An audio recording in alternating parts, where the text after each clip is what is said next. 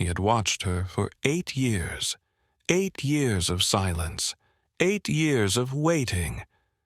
And tonight, he would finally speak. She stood in the shadows of the Countess of Pemberton's ballroom, precisely where she always stood, behind a column draped in ivy near the servants' entrance, wearing a gown the color of dust. She had perfected the art of disappearing so completely that when he crossed the room toward her, every eye in the ballroom followed him, and not a single one understood where he was going. Until he stopped directly in front of her, until he leaned close enough that she could smell sandalwood and winter rain, until the coldest duke in all of England whispered 4 words that shattered everything she had built. "I've always seen you. Welcome to Aristocratic Hearts. Can I tell you something? There's a reason stories like this have been told for centuries. It's not just the gowns or the grand estates or the titles. It's the feeling, that desperate, aching hope that someone, somewhere, will see who you truly are and choose you anyway. Tonight, I have that kind of story for you. Before we begin, let me know where you're joining from. City, country, time of day. I want to picture you there, listening alongside me. Whether you're curled up in bed in Manchester, or driving through the hills of California, or making dinner in Lagos, I want to know. This community spans the globe, and every comment reminds me why these stories matter. Harriet Thorne had spent 8 years learning how to be invisible, not merely overlooked, that required no effort at all. True invisibility was an art form, a careful cultivation of everything that repelled the eye, the wrong colors, the wrong silhouette. Hair pulled back so severely it erased any softness from her face, a posture that suggested she was already halfway out of any room she entered. She had not always been this way. Once, at 17, she had believed that the world might want to see her. But that was before Lord Christopher Ashby had laughed at her in front of 300 people, and called her the most forgettable woman he had ever had the misfortune to dance with. That was before her mother had slapped her across the face in their carriage, and hissed that Harriet had embarrassed the entire family with her pathetic attempt to be noticed. That was before 8 years of silence had taught her that the safest place to exist was in the margins of every page. And so she had learned to dress to disappear. Tonight's gown was the color of old pewter, not quite gray, not quite brown, a shade that seemed designed to absorb light rather than reflect it. She had chosen it specifically because it matched the exact hue of the wallpaper in the Countess's ballroom. When she pressed herself against that wall, she became part of the architecture itself. She was 25 years old, and she had not danced at a ball in 8 years. She was 25 years old, and her mother had stopped introducing her to potential suitors 6 seasons ago. She was 25 years old, and, according to society, she had ceased to exist the moment she became unmarriageable. Now, it's important to understand what this meant for a woman in 1847 England. When we speak of a woman being on the shelf, we're speaking of a kind of social death that's difficult to comprehend today. A woman's value in Regency and Victorian society was measured almost entirely by her marriageability, her youth, her beauty, her dowry, and, most importantly, her ability to attract a husband who would improve her family's standing. A woman who failed to secure a match by her early 20s was considered damaged goods, not merely unfortunate, but actively embarrassing. She became a burden to be hidden, a cautionary tale whispered behind fans, a reminder of what happened when a woman reached too high or failed to be sufficiently charming.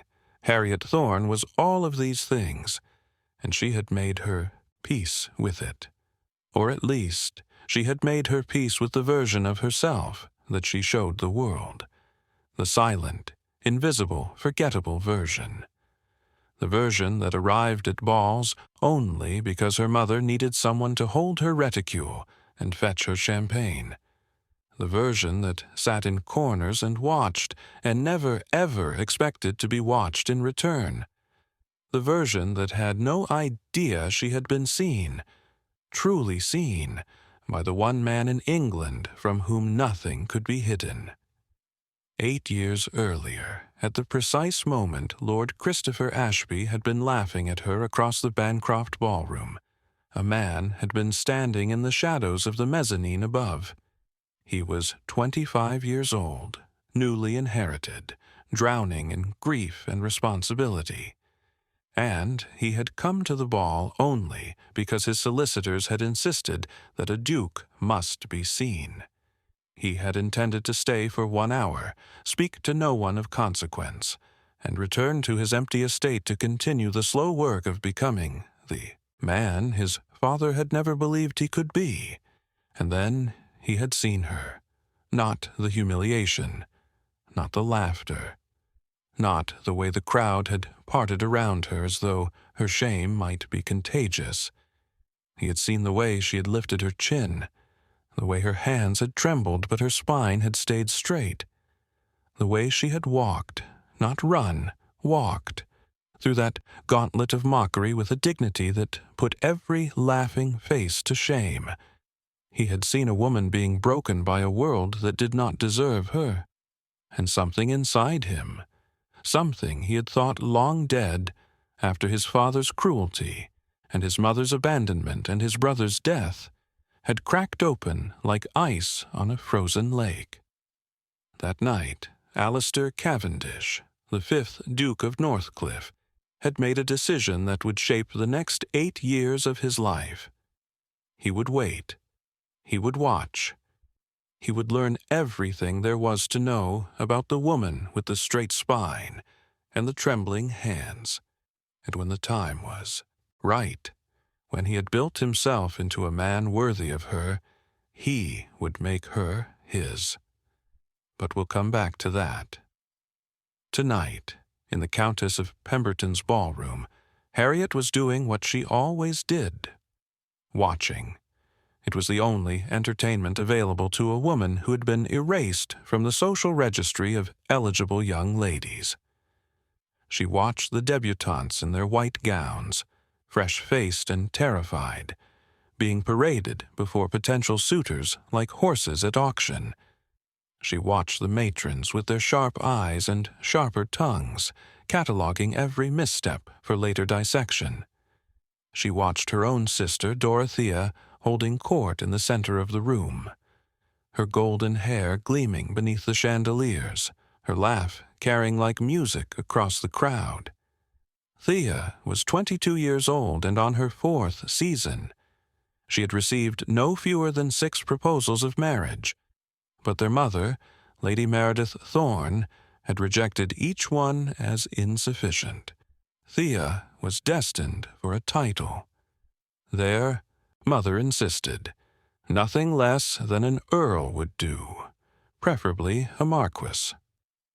Ideally, though Lady Meredith never said this aloud, a duke.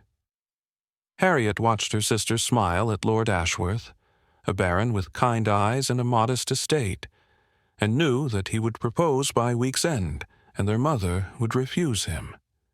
She watched, and she noted, and she filed everything away in the vast catalogue of observations that lived behind her forgettable face.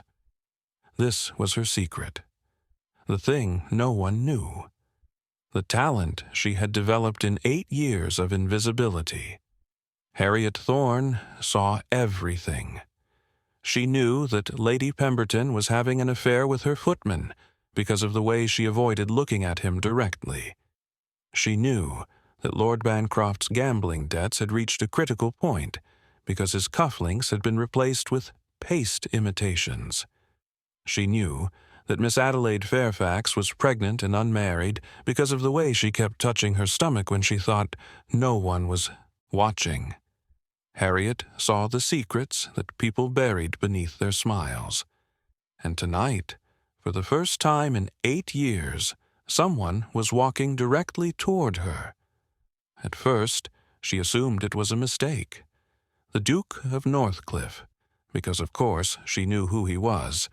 Everyone knew who he was. Must be heading for someone behind her. Perhaps a servant. Perhaps a door she hadn't noticed. His path could not possibly be taking him toward her, because no one walked toward her. She had engineered her entire existence around the certainty that no one would ever walk toward her again. But he did not veer. He did not slow. He did not look away. He walked through the crowd as though it did not exist, his gray eyes fixed on her face with an intensity that made her stomach drop, and her heart slam against her ribs, and every instinct she had developed over 8 years scream at her to run. She didn't run. She couldn't. She was frozen against that column, pressed into the ivy, her pewter gown blending with the wallpaper, and still, he came. And then he was there, in front of her. So close she could see the darker rings of gray around his pupils, the small scar at the corner of his jaw, the way his breath came slightly too fast, as though he too had been waiting for this moment for longer than either of them could bear. "I've always seen you," he said. His voice was low, rough, like he hadn't used it in a very long time. Harriet's mouth opened, but no sound came out. The coldest duke in England, the man who had refused every debutante for 8 consecutive seasons, who had built a reputation for icy disdain so complete that mothers no longer bothered to throw their daughters in his path, who was rumored to have no heart at all beneath his perfectly tailored waistcoat, was looking at her as though she were the only person in the room, as though she were the only person in the world. "You're mistaken," she finally managed. Her voice was rusty from disuse. She so rarely spoke at these events. "I'm no one." Something flickered in his eyes. Pain, perhaps, or anger, or something far more dangerous than either. "You are not no one," he said. "You have never been no one. And I am going to prove it to you, Miss Thorne, if it takes me the rest of my life." Before she could respond, before she could even process what he had said, he reached out and took her hand. His fingers were warm through her glove.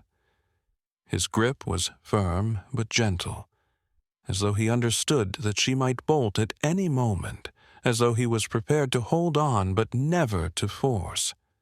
"Dance with me," he said. It wasn't a question. And Harriet Thorne, who had not danced in 8 years, who had perfected the art of invisibility, who had convinced herself that she wanted nothing more than to fade into the wallpaper and be left alone. Harriet Thorne said yes. "If you're screaming at your screen right now, I understand. I was too the first time I wrote this scene, but trust me, this is only the beginning." The ballroom, which had been buzzing with its usual symphony of gossip and music and clinking champagne glasses, fell absolutely silent the moment the Duke of Northcliffe led Harriet Thorne onto the dance floor. She could feel every eye in the room turning toward them, could feel the weight of 300 stares pressing against her skin like physical things, could hear the whispers starting, confused, scandalized, incredulous. "That's the Thorne girl, the invisible one, the spinster. Why is he dancing with her? Doesn't he know she's been on the shelf for years?" But the Duke didn't seem to notice the whispers. Or if he noticed, he didn't care. He positioned her for the waltz with a precision that spoke of extensive practice, one hand at her waist, the other holding her fingers as though they were made of something precious. "Breathe," he murmured. She hadn't realized she'd stopped. "I can't," she started. "You can. You will. Look at me." She looked. His eyes were the color of winter storms, gray shot through with silver, cold on the surface, but somehow warm beneath. There were shadows in those eyes, she realized, depths that spoke of old pain carefully hidden. This was not a man who had lived an easy life, despite his title and his wealth and his power. This was a man who understood something about survival. "Don't look at them," he said, and his thumb traced a small circle against her waist, so slight she might have imagined it. "They don't matter. They have never mattered. Look at me, Miss Thorne, and let them watch." The music began, and Harriet Thorne discovered that she hadn't forgotten how to dance after all. It was like remembering a dream. Her body knew the steps even when her mind had convinced her she had erased them. She followed his lead without thinking, her feet moving in perfect time with his. And for one impossible moment, she forgot everything else. She forgot the whispers. She forgot the stairs. She forgot 8 years of carefully constructed invisibility. She simply danced. And as they turned and stepped and turned again, the Duke never once looked away from her face. "You're wondering why," he said. It wasn't a question. Of course she was wondering why. Anyone would be wondering why. The Duke of Northcliffe did not dance. The Duke of Northcliffe did not pursue unmarried women. The Duke of Northcliffe had spent 8 years systematically refusing every match that society had offered him, building a reputation for coldness so complete that he was practically a force of nature. And now he was dancing with the most invisible woman in London. "I am," she admitted.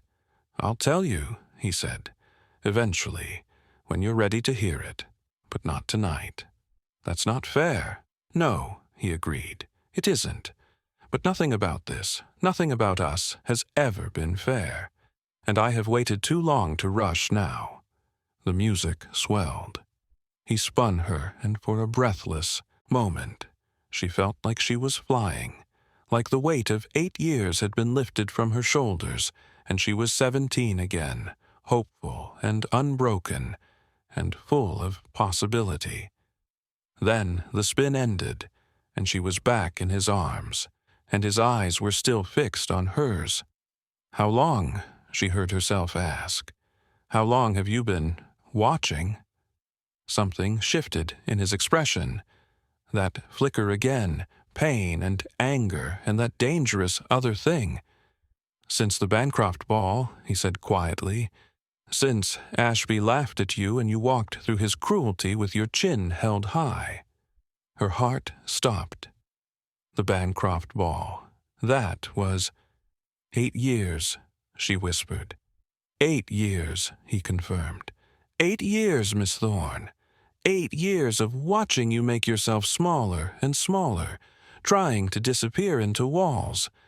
8 years of wanting to tear apart everyone who ever made you believe you deserved to be invisible.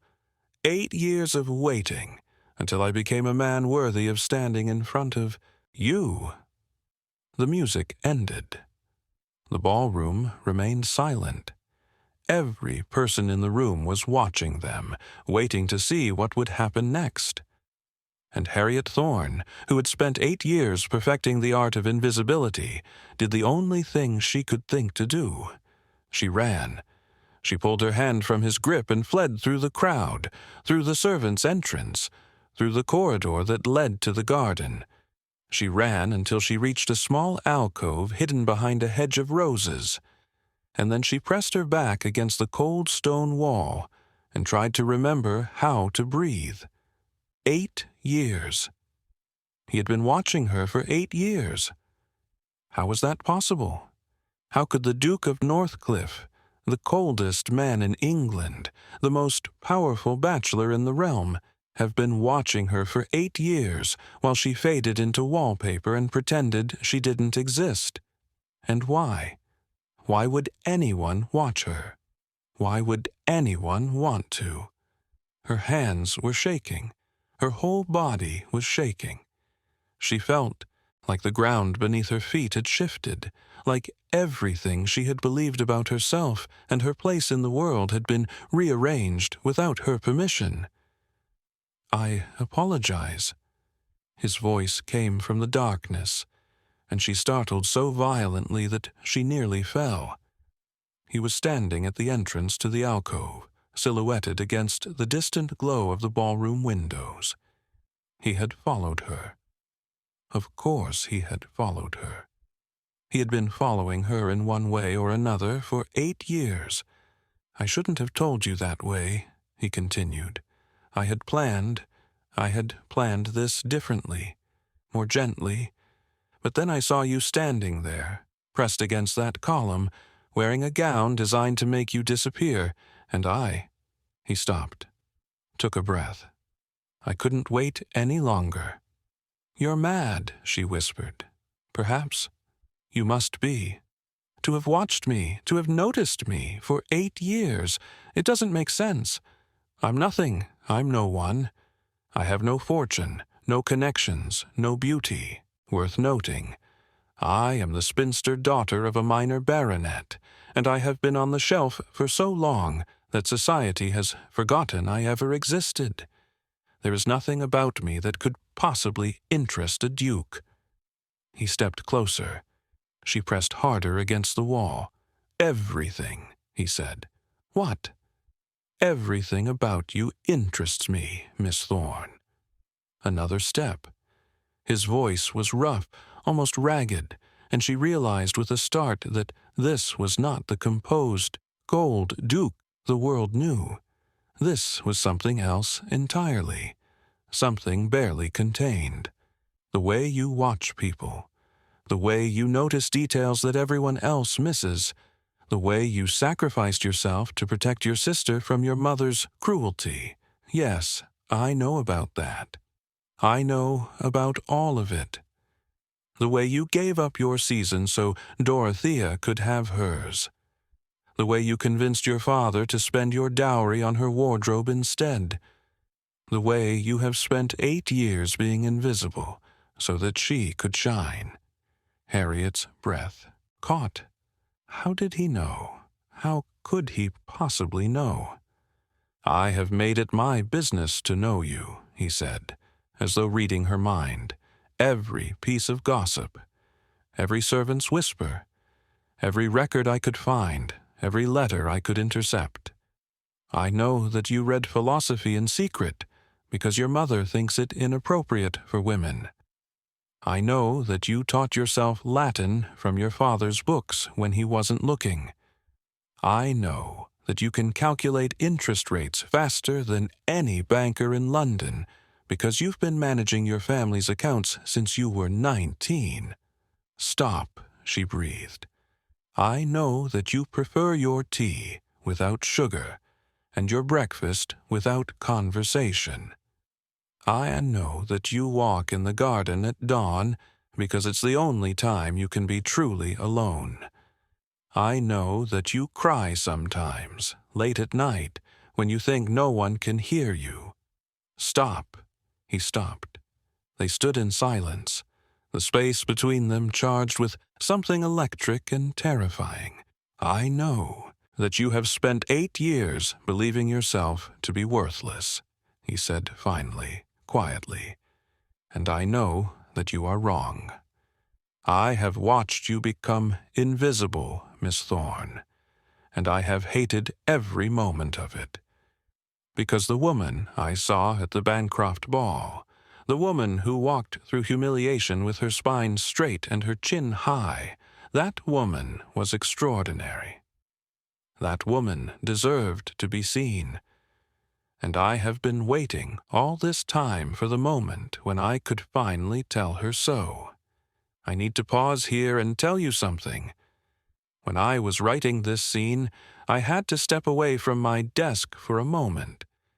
Because this is what we all want, isn't it? To be seen.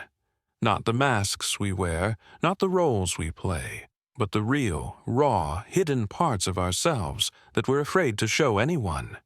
The parts we've convinced ourselves are unworthy of love. Harriet Thorne had spent 8 years building walls, and in one night, the Duke of Northcliffe had shown her that those walls had never hidden her at all. "Why now?" she finally asked. Her voice was barely a whisper. "If you've been watching for 8 years, why approach me tonight?" The Duke was silent for a long moment. When he spoke, his voice was different, heavier, as though the words were being pulled from somewhere deep inside him. "Because I finally became the man I needed to be," he said. "When I first saw you, I was 25 years old and drowning. My father had just died, a man who spent his entire life telling me I was worthless, that I would destroy everything he had built, that my brother should have been the heir instead of me.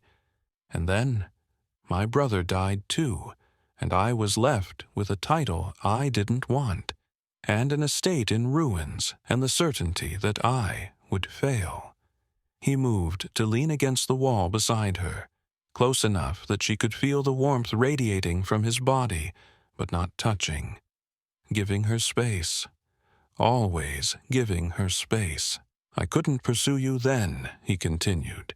"I had nothing to offer you except a crumbling estate and a legacy of failure.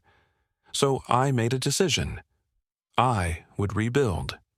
I would become wealthy, truly wealthy, not just possessed of an old title and old debts. I would become powerful enough that no one could ever hurt you again. I would become a man worthy of standing before you and saying what I am saying now." His voice dropped lower, became almost intimate. "Do you know what kept me going? On the nights when the work seemed endless, when the investments failed, when I thought I might crumble under the weight of it all." He turned to look at her, and the moonlight caught his face, illuminating features that she was beginning to know as well as her own.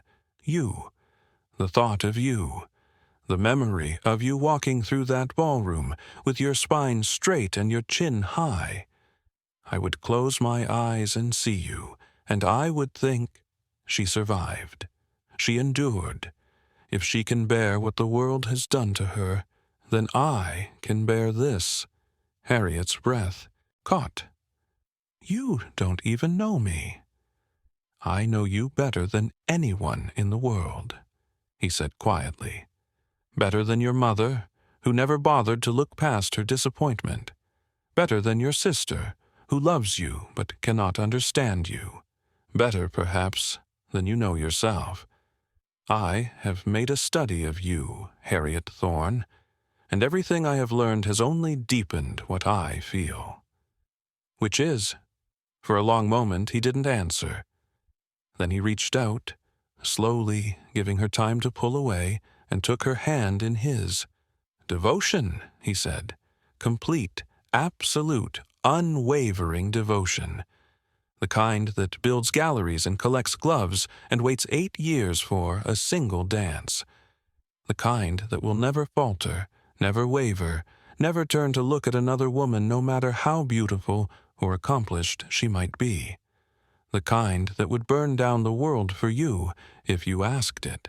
I would never ask that." "I know." A ghost of a smile crossed his face. "It's one of the things I love about you."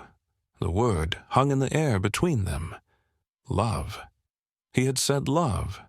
Harriet's heart was beating so hard she thought it might escape her chest entirely. No one had ever said that word to her before. Not like this. Not as though it were a vow and a promise, and an inevitability all at once. "This is madness," she whispered. But she didn't pull her hand away. "Yes, we barely know each other. In the normal sense, I mean. We've had one dance and one conversation. Then let us have more." His grip on her hand tightened almost imperceptibly. "Let me prove to you that what I feel is not some passing fancy, not some obsession that will fade with time. Let me court you properly, Harriet. 1 month. Give me 1 month to show you who I am, not the Duke, not the cold exterior I show the world, but the man underneath, the man who has loved you for 8 years and will love you for 800 more, if God grants him the time.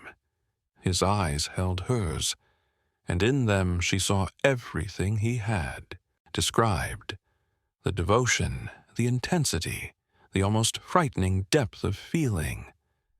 But she saw something else, too, vulnerability, fear, the terrified hope of a man who had spent nearly a decade building toward this moment, and now wasn't certain if it would all come crashing down. He was as afraid as she was. Somehow, that made all the difference. 1 month, she heard herself say, and that took 8 years. It took 8 years of work, of investments and political alliances and careful strategic moves.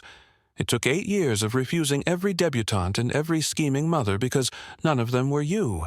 It took 8 years of watching you from a distance and wanting— his voice cracked slightly, wanting things I couldn't have. Not yet. Now, I need to explain something about what the Duke has just described, because it illuminates something crucial about the world these characters inhabit. When a man inherited a dukedom in this era, he did not simply inherit wealth. More often than not, he inherited debt. Massive, crushing debt accumulated over generations of extravagant living and poor investments. The great estates of England were collapsing under the weight of their own grandeur. Primogeniture meant that everything went to the eldest son, but everything frequently meant nothing more than mortgaged land and empty coffers. What Alistair Cavendish had done in 8 years, rebuilding a fortune, accumulating political power, transforming himself from a broken young man into the most formidable duke in England, was extraordinary. It spoke of intelligence, determination, and a will of iron. It also spoke of obsession. And Harriet was beginning to understand that she'd somehow become the focal point of that obsession. "This is madness," she said. But her voice lacked conviction. "You don't know me." "Not really. You've watched me from a distance, but watching isn't knowing. You've built some fantasy of who you think I am, and I cannot, possibly, be that person." "Then let me know you," he said. "Let me prove that the woman I've watched for 8 years is exactly who I believe her to be. Give me 1 month, Miss Thorne. 1 month to court you properly. 1 month to show you what I see when I look at you. And at the end of that month, if you still believe yourself unworthy, if you still wish to disappear into wallpaper and be forgotten, I will walk away. I will never approach you again. And if I say no now—" He turned to look at her then, and the moonlight caught his face, illuminating the hard planes of his jaw, the determination in his eyes, the barely suppressed intensity beneath his careful control. "Then I will wait," he said simply. "I've waited 8 years. I can wait longer." Harriet stared at him. This was impossible. This was insane. This was everything she had told herself she could never have. Everything she had convinced herself she didn't deserve. And yet, for the first time in 8 years, someone was looking at her as though she mattered. 1 month, she heard herself say. Something shifted in his expression. Relief, perhaps? Or triumph? Or something far more tender than either? 1 month, he agreed. "You will not—" She struggled to find the words. "You will not make promises you cannot keep. You will not give me hope only to take it away. If this is some game, some wager with your friends, some cruel—" "Miss Thorne." His voice was sharp now, sharp and fierce. "Look at me." She looked. "I have never played games with you. I will never play games with you. What I feel for you is not a wager or a jest or a passing fancy. It is the most real thing I have ever experienced in my life. And if you give me this chance, this 1 month, I will spend every moment of it proving that to you." The garden was silent around them. Somewhere in the distance, she could hear the faint strains of music from the ballroom, the world continuing on without them. 1 month, she said again, and this time it sounded less like a question and more like a vow. The Duke of Northcliffe smiled. It transformed his face entirely, cracked open that cold exterior, and revealed something warm and bright and almost boyish beneath. It was, she realized with a start, the first time she had ever seen him smile. 1 month, he echoed, starting tomorrow. I will call upon you at 11 o'clock, and we will take a turn through Hyde Park, and I will begin the very pleasant task of convincing you that you are extraordinary." I should go back inside," she stammered, suddenly aware of how long they had been alone together, how inappropriate this entire conversation was. "You should," he agreed, but he didn't move. Neither did she. They stood there in the moonlit alcove, surrounded by roses and possibility, and for one breathless moment, Harriet Thorne allowed herself to hope. Then she gathered her skirts and fled back toward the ballroom, her heart pounding. Against her ribs, her mind reeling with everything that had just happened. Behind her, she heard him speak one last time. "I've always seen you, Harriet Thorne, and I'm never going to look away. What happened over the next 3 weeks changed everything. But before we get there, I need to tell you something about that night, the night of the garden alcove, the night of the whispered promise." Harriet did not sleep. She lay in her narrow bed in the small room at the back of the house, not one of the proper bedchambers. Those were reserved for Dorothea and for guests, and stared at the ceiling as the hours crept past. Her mind kept replaying the same moments over and over. The Duke's eyes finding hers across the ballroom, the warmth of his hand through her glove, the way he had said her name, Harriet, as though it were something precious. "I've always seen you." The words echoed through her, impossible and terrifying and somehow, despite everything, wonderful. By the time the gray light of dawn crept through her window, she had convinced herself it was a dream.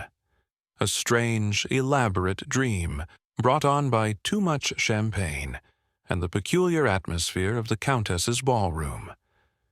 The Duke of Northcliffe could not possibly have approached her, could not possibly have danced with her, could not possibly have confessed to watching her for 8 years.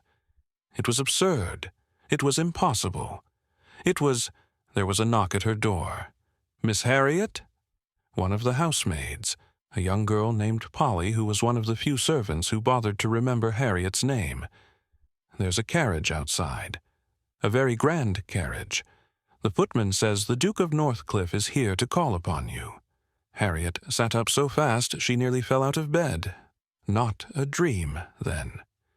Now, let me take a moment to explain what this meant in 1847 England. When a gentleman called upon a lady, it was not a casual event. There were rules, expectations, implications.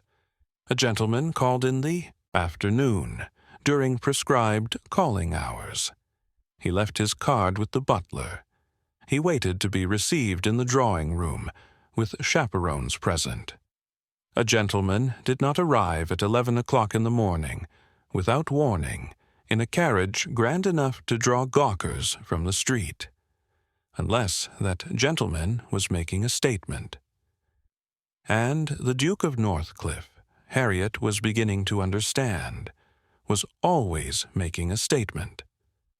True to his word, the Duke arrived at the Thorne residence the following morning at precisely 11 o'clock. He arrived in a carriage so grand that the neighbors gathered on the street to stare. He arrived with flowers, not the expected roses or orchids, but violets, because he had somehow learned that they were her favorite.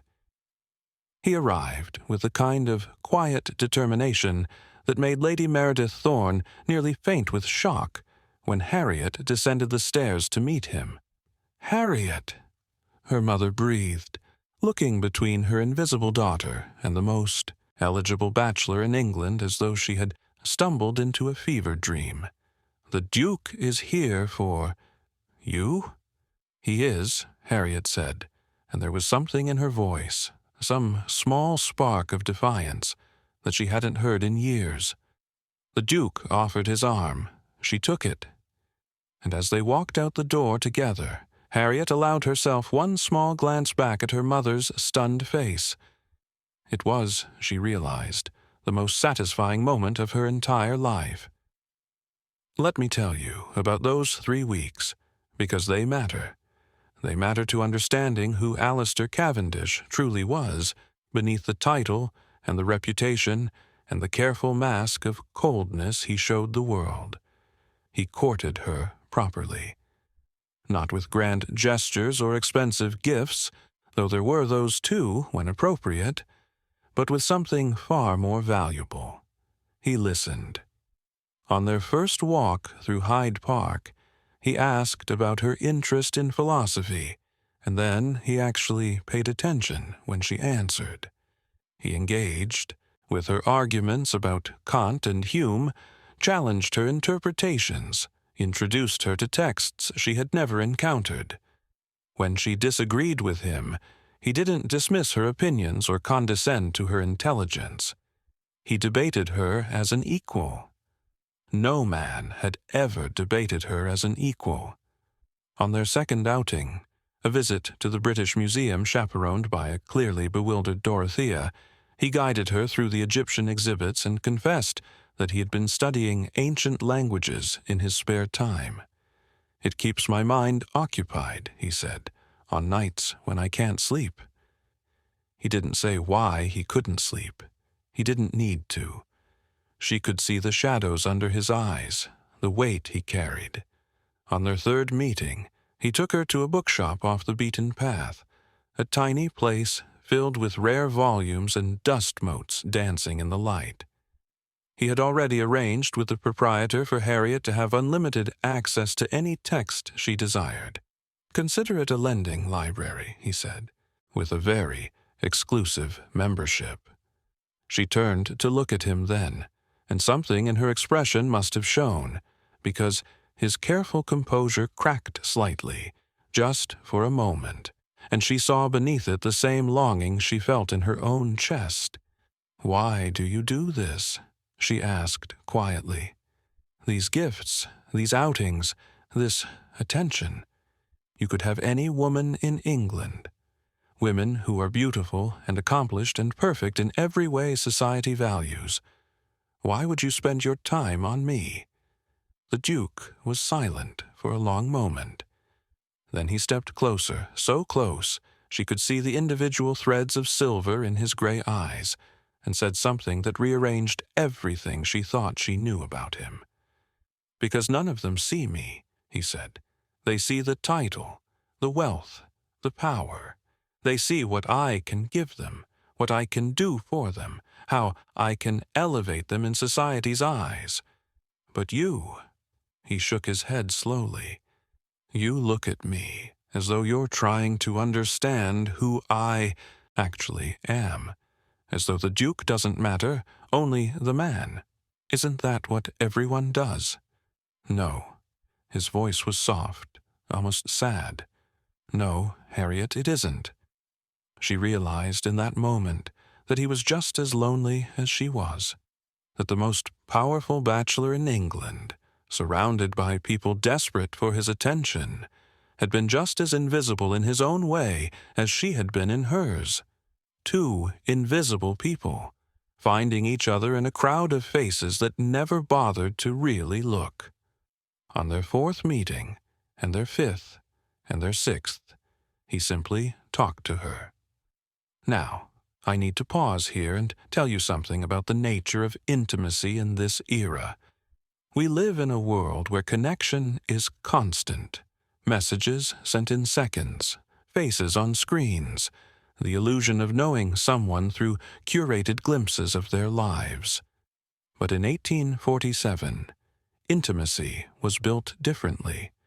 It was built through conversation, through letters, through the careful revelation of oneself, piece by piece, over hours of shared time. What Alistair and Harriet built in those weeks was something rare and precious, a true knowledge of each other. Not the surface knowledge that society trafficked in, who your family was, what your dowry contained, which connections you could provide, but the deeper knowledge, the kind that comes from listening, from asking questions that matter, from being brave enough to answer them honestly.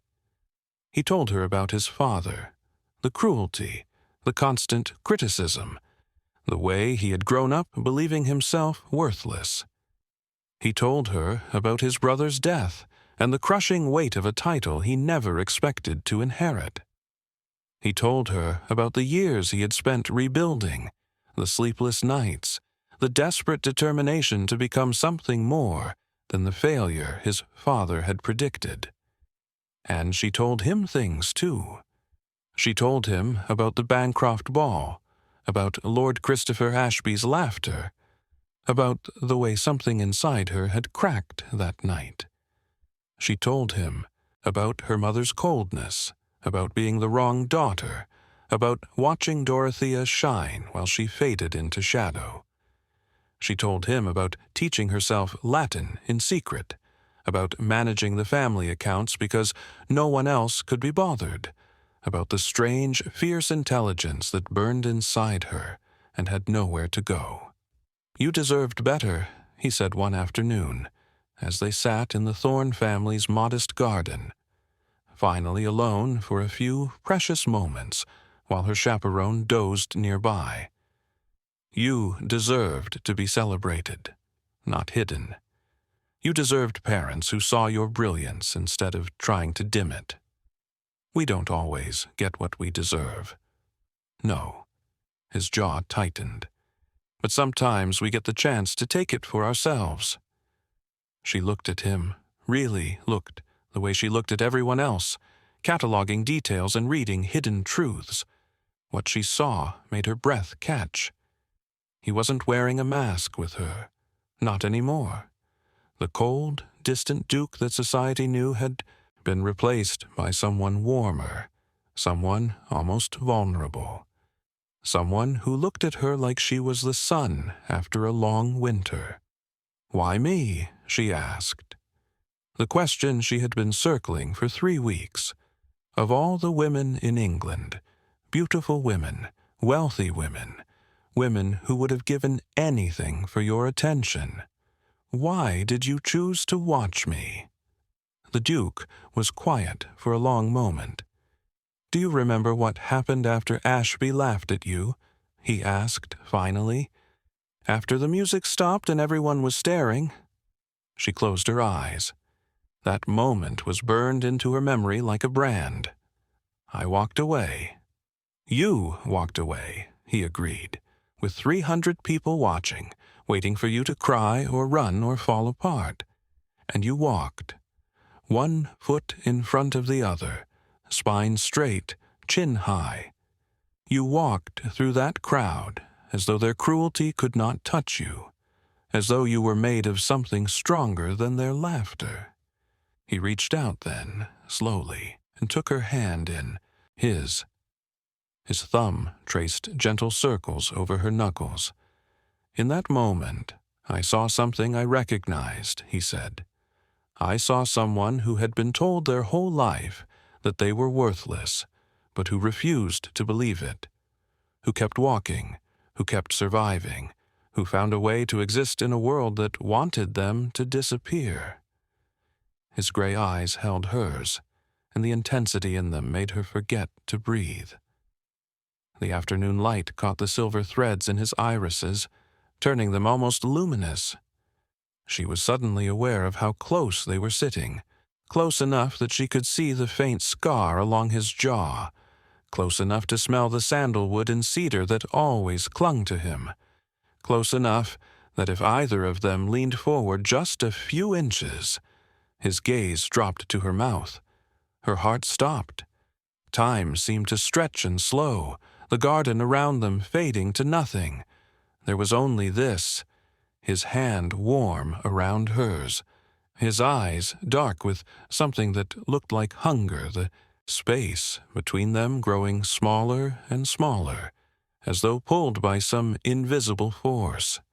"Harriet," he breathed, and her name on his lips sounded like a prayer. She swayed toward him. She couldn't help it. After 3 weeks of careful distance, of proper behavior, of wanting something she hadn't dared to name, she swayed toward him like a flower toward sunlight. His free hand came up to cup her face, his thumb tracing the curve of her cheekbone with a tenderness that made her eyes sting. She could feel the slight tremor in his fingers. This man who commanded boardrooms and ballrooms, who had rebuilt a crumbling empire through sheer force of will, who was feared and respected throughout England. His hands were shaking because of her. "I have wanted," he started, his voice rough. A loud snore erupted from the chaperone's chair. They sprang apart as though burned. Harriet pressed her hand to her chest, feeling her heart racing beneath her palm. Her face was flushed, her breath coming too fast, her entire body humming with the echo of what had almost happened. The Duke looked equally affected. His composure had cracked entirely, revealing something raw and desperate beneath. He ran a hand through his hair, the first ungentlemanly gesture she had ever seen him make, and let out a breath that was almost a laugh. "The universe," he said, "has a cruel sense of timing." She shouldn't have laughed. It wasn't proper. But she did, a startled, giddy sound that escaped before she could stop it. He looked at her then, and his expression shifted into something softer, something wondering. "I love the sound of your laugh," he said quietly. "I've waited 8 years to hear it directed at me." And just like that, the almost kiss became something even more intimate, a shared moment of understanding, of humor, of connection that went deeper than any physical touch could have. Later, Harriet would remember this as the moment she truly began to fall. Not into infatuation, not into gratitude, but into genuine, terrifying, irrevocable love. His gray eyes met hers, and the intensity in them stole her breath.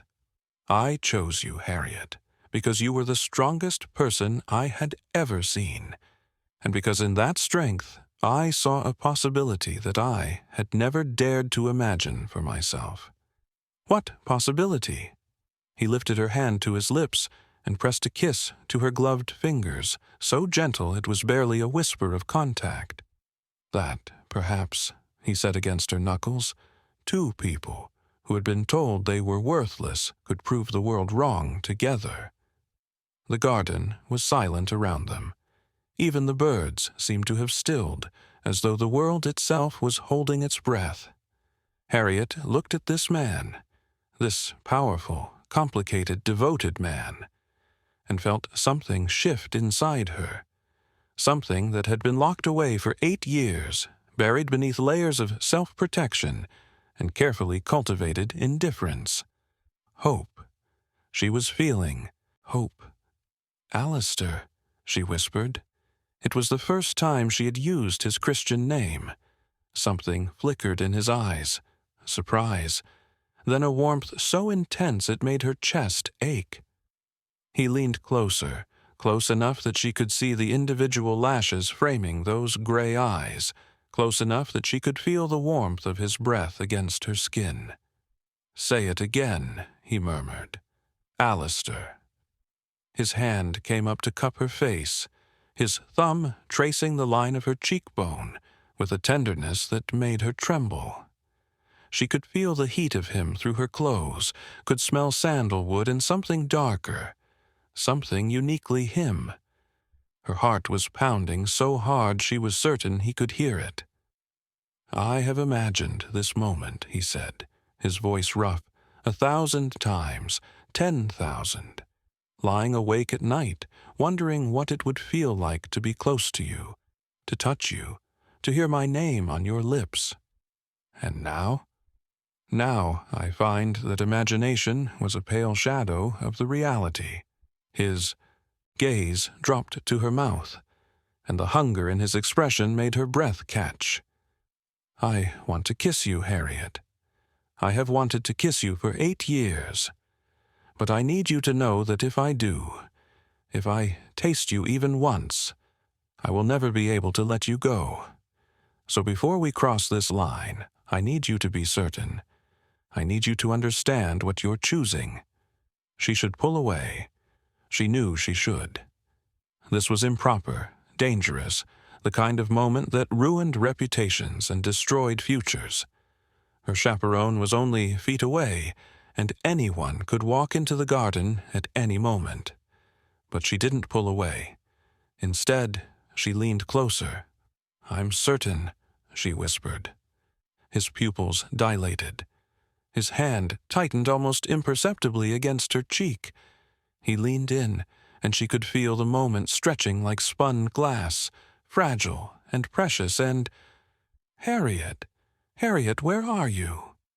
Her mother's voice shattered the moment like a stone through a window. They sprang apart, both breathing hard, both flushed with thwarted desire. By the time Lady Meredith appeared at the garden gate, they were standing at a proper distance, their expressions carefully composed. But Harriet's heart was still racing, and when she glanced at the Duke, she saw the same frustrated longing in his eyes that she felt burning in her own chest. Soon, that look promised. Soon. "Now I know what you're thinking. You're thinking this is too perfect. You're thinking there must be a complication, a conflict, something to shatter this fragile hope they're building. You're right. And it came, as these things always do, from the place Harriet least expected. Her mother. Lady Meredith Thorne had spent the first 2 weeks of the Duke's courtship in a state of stunned disbelief. Her invisible daughter, her embarrassment, her failed investment, being courted by the most powerful bachelor in England? It made no sense. It defied everything she understood about how the world worked. But by the 3rd week, Lady Meredith's shock had transformed into something far more dangerous. Calculation. "Dorothea," she announced at breakfast one morning, when Harriet was already dressed and waiting for the Duke's arrival, "will accompany you on your outing today." Harriet's heart sank. "Mother, Thea has been serving as my chaperone for—" "Not as a chaperone." Lady Meredith smiled, a sharp, predatory smile that Harriet knew all too well, "as a companion. The Duke should see what the Thorne family truly has to offer. He has been distracted by your novelty, but once he spends time with your sister, truly spends time with her, he will understand what he's been missing." The meaning was clear. Lady Meredith believed that the Duke's interest in Harriet was a mistake, a temporary aberration. That once he saw Dorothea, beautiful, charming, golden Dorothea, he would realize his error and transfer his attentions to the sister who actually deserved them. It was, Harriet realized with a dull ache, exactly what she had feared all along, that she wasn't truly wanted, that she was simply a placeholder until something better came along. The old doubts crept back, insidious and familiar. Lord Christopher Ashby's laughter echoed in her memory. Her mother's slap, her mother's words. "You have embarrassed this family." 8 years of invisibility had not erased those wounds. They had only buried them, and now they came clawing back to the surface. What if the Duke had simply been curious? What if his attention had been an experiment, a novelty, a way to amuse himself before settling on someone more appropriate? What if, when presented with Dorothea's golden beauty and effortless charm, he would realize the mistake he had been making? These thoughts spiraled through Harriet's mind as she sat at the breakfast table, unable to eat, unable to think of anything except the moment when she would have to watch the Duke's eyes light up for her sister instead of her. Dorothea, to her credit, looked horrified by their mother's declaration. "Mother, I don't think—" "You don't need to think," Lady Meredith snapped. "You simply need to be yourself. Smile, laugh. Show him what a proper wife looks like. Show him what he could have if he weren't so strangely fixated on your sister." The word "strangely" hit Harriet like a blow. Even her mother couldn't understand why the Duke had chosen her. Even her mother believed it must be some sort of aberration, a mistake that would correct itself given the proper opportunity. She swept out of the room before either daughter could respond. Harriet sat very still, staring at her untouched toast, trying to remember how to breathe. The eggs on her plate had gone cold. The tea beside her had developed a film on its surface. Outside the window, she could hear the sounds of London waking, carriages rattling past, vendors calling their wares, the relentless rhythm of a city that had never once paused to notice her existence. Harry. Dorothea's voice was soft. She was the only person who called Harriet by that childhood nickname anymore.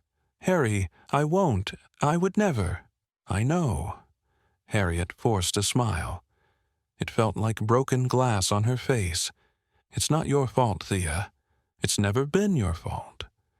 But this isn't fair. He's courting you. He clearly cares for you. Mother has no right to—" "Mother has every right." Harriet stood, brushing invisible crumbs from her pewter gown. She had worn it again today, out of habit, even though she had started to wonder if she needed to disappear quite so thoroughly anymore. "She's our mother, and she wants what's best for this family. What's best for this family has never included me," she didn't say. "Harry, it's fine, Thea." Another broken glass smile. If the Duke can be swayed by a beautiful face and a charming laugh, then he was never truly mine to begin with. Better to know now than later. The words tasted like ash in her mouth, because she had started to hope. After 3 weeks of conversations and shared silences and the way he looked at her, she had started to believe that maybe, just maybe, she could have this. And now, her mother was about to take it away. When the Duke arrived, Harriet watched him greet Dorothea with the polite interest of a man being introduced to a stranger. He complimented her gown. It was expected, and he was nothing if not proper.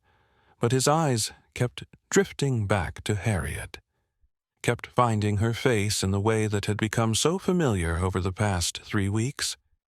Maybe, she thought, this would be fine. Maybe her mother's scheme would fail. Maybe. "His Grace has such a magnificent estate, I'm told." Lady Meredith cooed from her position on the settee. She had insisted on joining them for tea before the outing, clearly determined to showcase Dorothea's charms to their fullest extent. Northcliffe House is supposed to be one of the finest in England. "Tell me, Your Grace, how many bedchambers does it have?" Harriet winced internally, but the Duke merely smiled his cold, public smile, the one she now knew was a mask, and said, "I confess I've never counted them. Perhaps Miss Thorne could assist me in cataloguing them some day. She has an excellent head for numbers." He was looking at Harriet when he said it. Lady Meredith's smile tightened almost imperceptibly. "Yes, well, Harriet has always been clever with accounts, but surely a duchess must have other qualities as well. Charm, grace, the ability to manage a household and host society." "Indeed." The Duke's voice was perfectly neutral. "Those qualities are valuable, but I find I am most drawn to intelligence, to substance, to the kind of strength that does not waver under pressure." Again his eyes found Harriet's. Again her heart lifted. And again Lady Meredith adjusted her strategy. "Dorothea, dear, why don't you show His Grace your watercolors? You've been working so diligently on that landscape of the Lake District." Dorothea flushed with embarrassment. "Mother, I'm sure the Duke isn't interested in—" "I would be delighted to see them," the Duke said smoothly, though Harriet could see the tension in his jaw. "Art is an admirable pursuit, though I confess my own tastes run more toward portraits than landscapes." The conversation continued in this excruciating fashion for another quarter-hour. Every time Lady Meredith attempted to redirect the Duke's attention toward Dorothea, he politely acknowledged her youngest daughter, and then turned the conversation back to Harriet. Every time Lady Meredith praised Dorothea's accomplishments, the Duke found a way to praise Harriet's instead. It was, Harriet realized, a battle, and the Duke of Northcliffe was winning. By the time they finally escaped for their outing, with Dorothea in reluctant attendance and Lady Meredith's frustration barely concealed, Harriet was exhausted. "I'm sorry," she said quietly, once they were safely in his carriage and out of earshot of her family. "Your mother is precisely who I expected her to be," the Duke said. His voice was calm, but there was steel beneath it. "I have spent 8 years learning everything about your family, Miss Thorne. I know exactly what Lady Meredith thinks of you. I know how she has treated you, and I know that she will do everything in her power to convince me to choose your sister instead." Dorothea, seated across from them, made a small sound of distress. I would never." "I know." The Duke's voice softened slightly. "You are not your mother, Miss Dorothea. You have never treated your sister as she deserves to be treated, but you have also never joined in her persecution. For that you have my respect." Dorothea looked like she might cry. The Duke turned back to Harriet, and his expression changed, became something warmer, more open, more vulnerable than the cold mask he showed the rest of the world. "I need you to understand something," he said. "Your mother cannot sway me. Your sister's beauty, admirable as it is, cannot sway me. Nothing and no one in this world can change what I feel for you, because I have spent 8 years building this feeling, examining it from every angle, testing it against every doubt. It is not a passing fancy. It is not a mistake. It is the most deliberate choice I have ever made. How can you be so certain?" Harriet's voice cracked. "How can you know that you won't wake up tomorrow and realize you've made a terrible error, that you've wasted your attention on the wrong sister?" The Duke leaned forward, and his gray eyes held hers with an intensity that made her forget to breathe. "Because I have never wanted anything the way I want you," he said. "Because when I imagine my future, my home, my life, my legacy, you are in every corner of it. Because the thought of losing you now, after waiting so long, is the only thing in this world that truly frightens me." Harriet's vision blurred with unexpected tears. "And because," he continued, reaching out to brush a strand of hair from her face, a gesture so tender, so intimate, that Dorothea quickly looked away. "You are not the wrong sister. You are the only sister, the only woman, the only person I have ever looked at and thought, yes, her, forever." Something inside Harriet cracked open, not like before, not like the breaking at the Bancroft ball. This was different. This was light pouring through fissures, warmth spreading through places that had been cold for so long. "I'm afraid," she whispered. "I know. I don't know how to be seen. I've spent so long being invisible. Then we'll learn together." His thumb traced her cheekbone, catching a tear she hadn't realized had fallen. "We'll learn how to be visible together, Harriet, step by step, day by day. And if you stumble, I'll catch you. And if you hide, I'll find you. Because I've always found you, haven't I? Even when you tried your hardest to disappear." She laughed, a wet, broken sound, and leaned into his touch. Across the carriage, Dorothea was crying silently, her face turned toward the window. And Harriet Thorne, who had spent 8 years believing herself unworthy of love, allowed herself, for the first time, to believe that maybe she was wrong. But the battle with Lady Meredith was far from over. If you think you know where this is going, I promise you don't. Keep listening. Over the next week, Lady Meredith's schemes grew increasingly desperate. She intercepted the Duke's letters and forgot to give them to Harriet. She scheduled conflicting appointments that prevented Harriet from being available for their planned outings. She spread whispered insinuations at society gatherings that Harriet was unwell, unstable, unsuitable for the responsibilities of a duchess. Through it all, the Duke was relentless.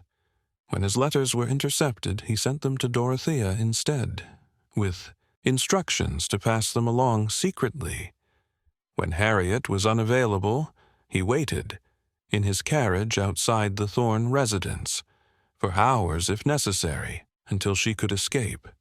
When rumors circulated about her unsuitability, he countered them with a campaign of his own, praising her intelligence and accomplishments to anyone who would listen. Society began to pay attention. The Invisible Woman and the Cold Duke were suddenly the most talked-about match of the season. People who had never noticed Harriet before now studied her with curiosity, trying to understand what the most eligible bachelor in England could possibly see in such a plain, overlooked creature. They didn't understand. How could they? They hadn't seen her walk through humiliation with her spine straight and her chin high. They didn't know about the Latin she had taught herself, or the accounts she managed, or the fierce intelligence that burned behind her carefully forgettable face. They only saw the surface. But Alistair Cavendish had spent 8 years learning to see beneath, and what he saw there, he cherished. It was during the 4th week of their courtship that everything changed. But before we get there, I need to tell you about what happened in week 3, because it was in week 3 that Harriet learned exactly how possessive the Duke of Northcliffe could be. It happened at a garden party, hosted by Lady Whitmore, a small, intimate affair that Lady Meredith had tried and failed to prevent Harriet from attending. The Duke had arranged for them to take a turn through the gardens, chaperoned at a discreet distance by Dorothea, and they had been engaged in their usual pattern of conversation, earnest, probing, intimate in a way that had nothing to do with physical proximity, when they were interrupted. Lord Henry Blackwood was a viscount, reasonably handsome, and, as Harriet would later learn, deeply in debt to several of the Duke's business associates. He approached with the kind of confident swagger that spoke of breeding and entitlement, and when he looked at Harriet, there was something calculating in his eyes. "Miss Thorne," he said, executing a bow that was just slightly too flourishing. "I don't believe we've been properly introduced. Lord Blackwood, at your service. I've heard so much about you lately. The whole ton is buzzing with talk of your unexpected courtship."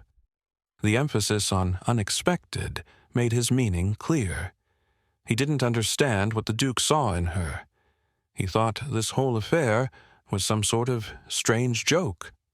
"Lord Blackwood," Harriet said coolly, "how kind of you to make my acquaintance.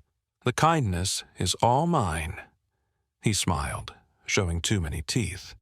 "I was wondering if you might honor me with a turn about the rose garden. I've been told I have quite an eye for horticulture." Before Harriet could respond, the Duke spoke. "Miss Thorne is engaged for the afternoon." His voice was perfectly pleasant, perfectly calm. But there was something beneath the calm, something cold and sharp, like a blade wrapped in silk. "And for every afternoon. With me." Lord Blackwood's smile faltered slightly. "Surely you don't mean to monopolize the lady's attention entirely, Northcliffe?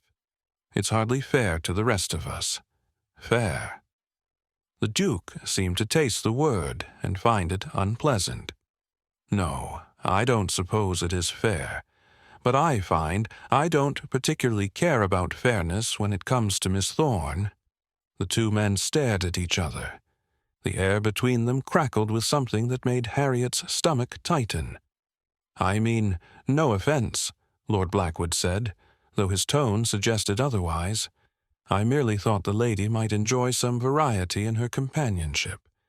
After all, you can't possibly be her only option." "I can." The Duke's voice dropped lower, dangerous. "And I am. Miss Thorne is not available for walks, for dances, for conversations, or for anything else, to any man except me. If you have difficulty understanding this, I would be happy to explain it more clearly." Lord Blackwood went pale.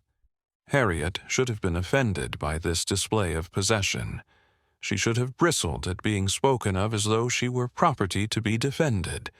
But the truth was, watching the Duke stake his claim, watching him look at another man with that cold, controlled fury, she felt something entirely different. She felt wanted. She felt protected. She felt, for the first time in her life, as though she belonged to someone who would fight to keep her. Lord Blackwood retreated with mumbled apologies, and the Duke turned to look at Harriet with something almost like embarrassment flickering across his features. "I apologize," he said stiffly.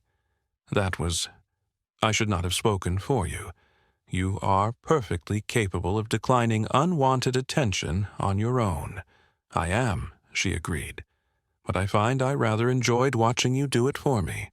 His eyes widened slightly. "Don't look so surprised," she said.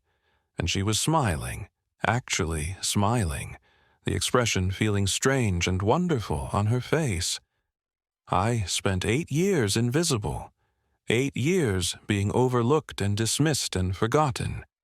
And you just looked at that man as though you might tear him apart for daring to approach me. Forgive me if I find that gratifying." Something shifted in his expression. The embarrassment faded, replaced by that intense, focused attention that she was coming to crave. "You will never be invisible again," he said. "Not to me, not to anyone. I will make certain of it." And in that moment, standing in Lady Whitmore's garden with the scent of roses around them, and the future stretching out like an unwritten page, Harriet Thorne began to believe him. It was during the 4th week of their courtship that everything changed. The Duke had invited Harriet to visit Northcliffe House, his ancestral estate, a grand edifice of grey stone and climbing roses just outside London.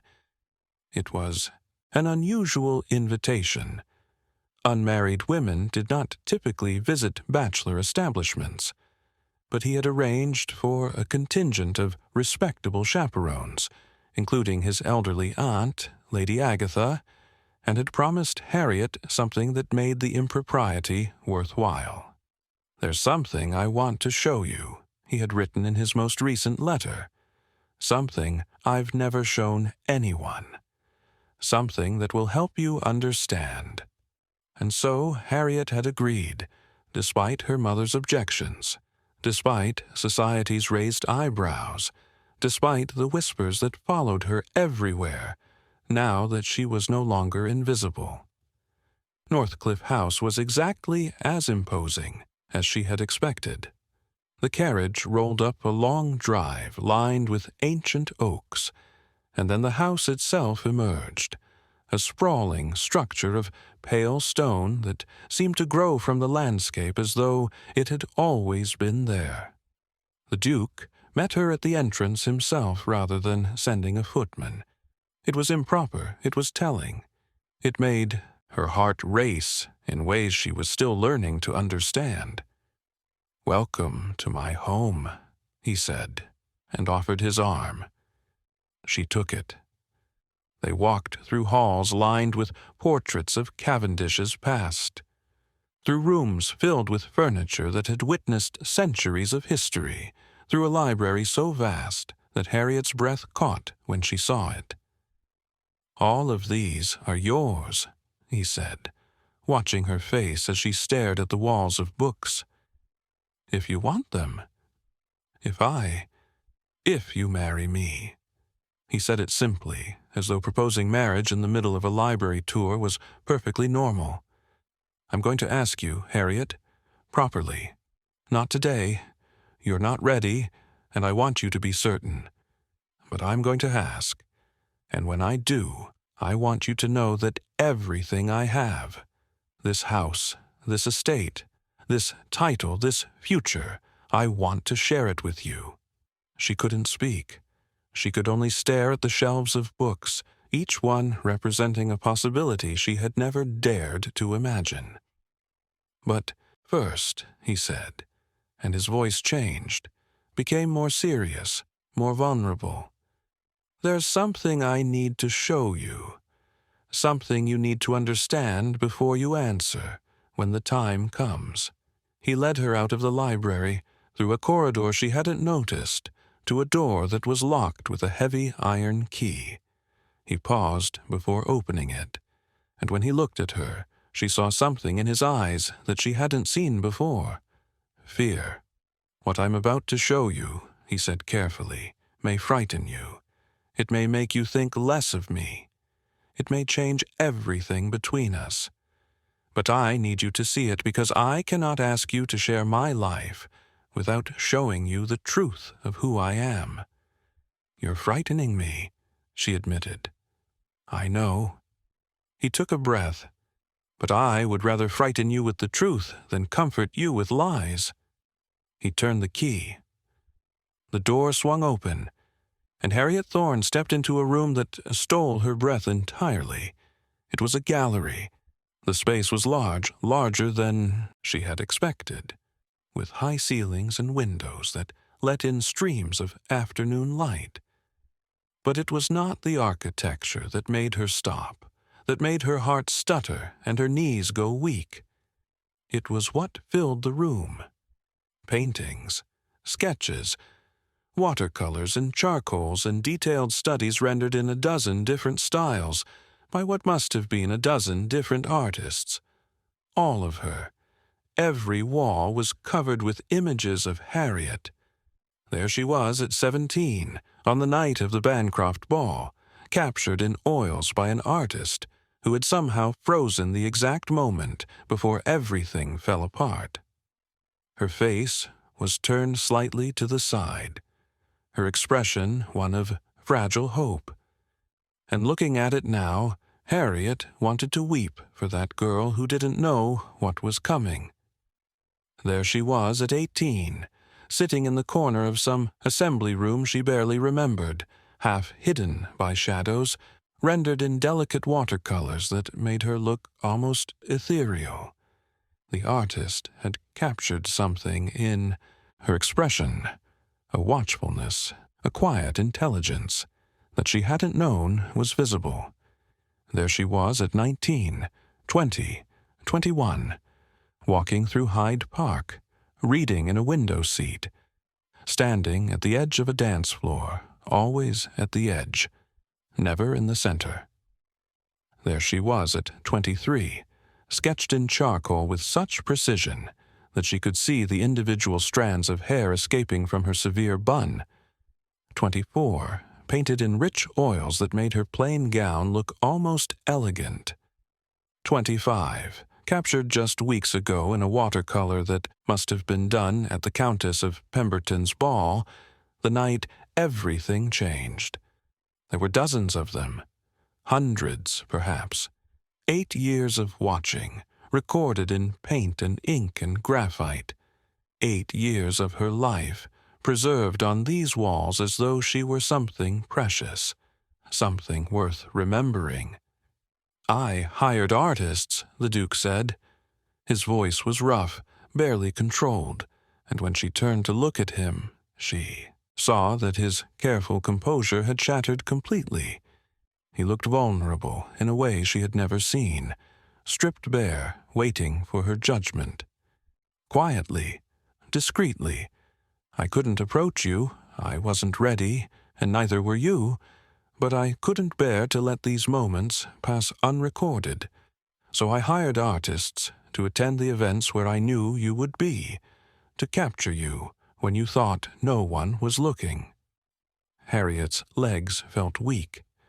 She reached out to steady herself against a display case, and that was when she noticed what else the room contained. The case beneath her hand held a collection of small objects, each one carefully labeled with a date and location. A white glove. She recognized it with a start as one she had lost at the Pemberton Musicale 3 years ago. A ribbon in faded blue, the color she had favored before she started wearing only gray and brown. A dance card, blank and unused, from a ball she had attended at 22. She moved to another case. More objects. A pressed flower, violets, her favorites, though she had never told anyone that. A handkerchief embroidered with her initials, which she had left behind at a garden party she barely remembered. A small, leather-bound book that she recognized with a shock as the copy of Marcus Aurelius's Meditations she had thought she had misplaced 5 years ago. "I kept everything," he said, "every trace of you I could find. I told myself it was temporary, that once I was worthy of you, once I was ready to pursue you properly, I would stop. But I couldn't stop. I couldn't." His voice broke. "I couldn't go a single day without some reminder that you were real, that you existed, that somewhere in the world there was a woman who had walked through fire and survived, and that someday, I might be allowed to stand beside her." Harriet turned to face him. He looked terrified, stripped bare in a way she had never seen him. All his control, all his careful composure had fallen away, and what remained was raw and vulnerable and desperately afraid. "This is madness," she whispered. "Yes. This is obsession." Yes. He didn't deny it, didn't try to excuse it. "I have been obsessed with you for 8 years. I have built my entire life around the hope of being with you. I have done things that most people would find disturbing, excessive, perhaps even frightening. And I'm showing you this now because I need you to know the truth of who I am before you make any decisions about our future." Harriet looked at the paintings again, at herself, rendered in loving detail over and over and over, at the evidence of 8 years of watching, of wanting, of waiting, and she felt, not frightened, not repulsed, something else entirely. "You see me," she said slowly, testing the words. "You've always seen me. Even when I tried to disappear, even when I made myself invisible, you kept looking. You kept finding me. Yes. Why? Because you're the only thing worth seeing. He stepped closer, close enough to touch, though he didn't reach for her. Because the world is full of beautiful things, Harriet. Beautiful women and beautiful paintings and beautiful homes, but none of them ever made me feel the way I feel when I look at you. None of them made me want to be better. None of them gave me a reason to rebuild my life from the ashes of my father's cruelty. She thought about what he was telling her. Not just that he loved her. She had started to believe that over the past weeks, but that his love was something vast and overwhelming, something that had consumed him for nearly a decade. That he had been watching her, collecting pieces of her, building a shrine to her existence in the heart of his ancestral home.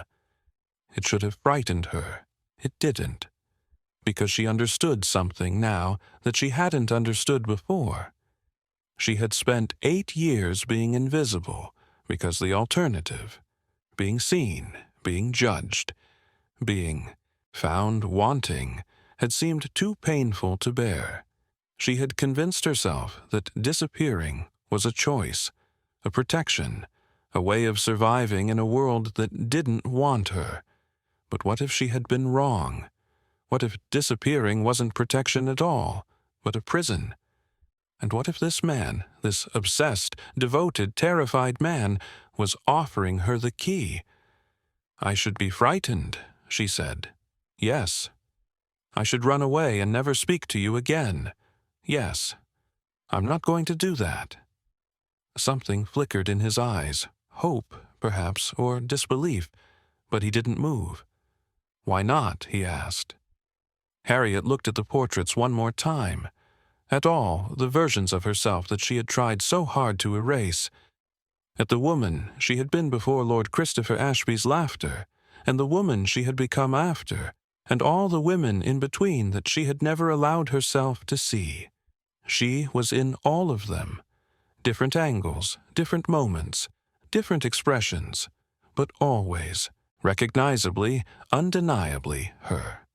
And for the first time in 8 years, she didn't look away. Because, she said slowly, I've spent my whole life being told I was invisible, being told I was worthless, being told I deserved to disappear. And then you... Her voice cracked, but she pushed through. You looked at me and saw something worth preserving, worth painting, worth obsessing over. You saw the same woman I've been trying to erase, and you thought she was worth keeping. She is, he said fiercely. You are. You have always been. Then maybe it's time I started seeing her too. The Duke made a sound that might have been a laugh or might have been a sob. May I touch you? He asked. Yes. He reached out and cupped her face in his hands, so gently, as though she were something precious. His thumbs traced her cheekbones, the same gesture he had made in the carriage, but different now, more significant, more real. I love you, he said. I have loved you for 8 years. I will love you for the rest of my life.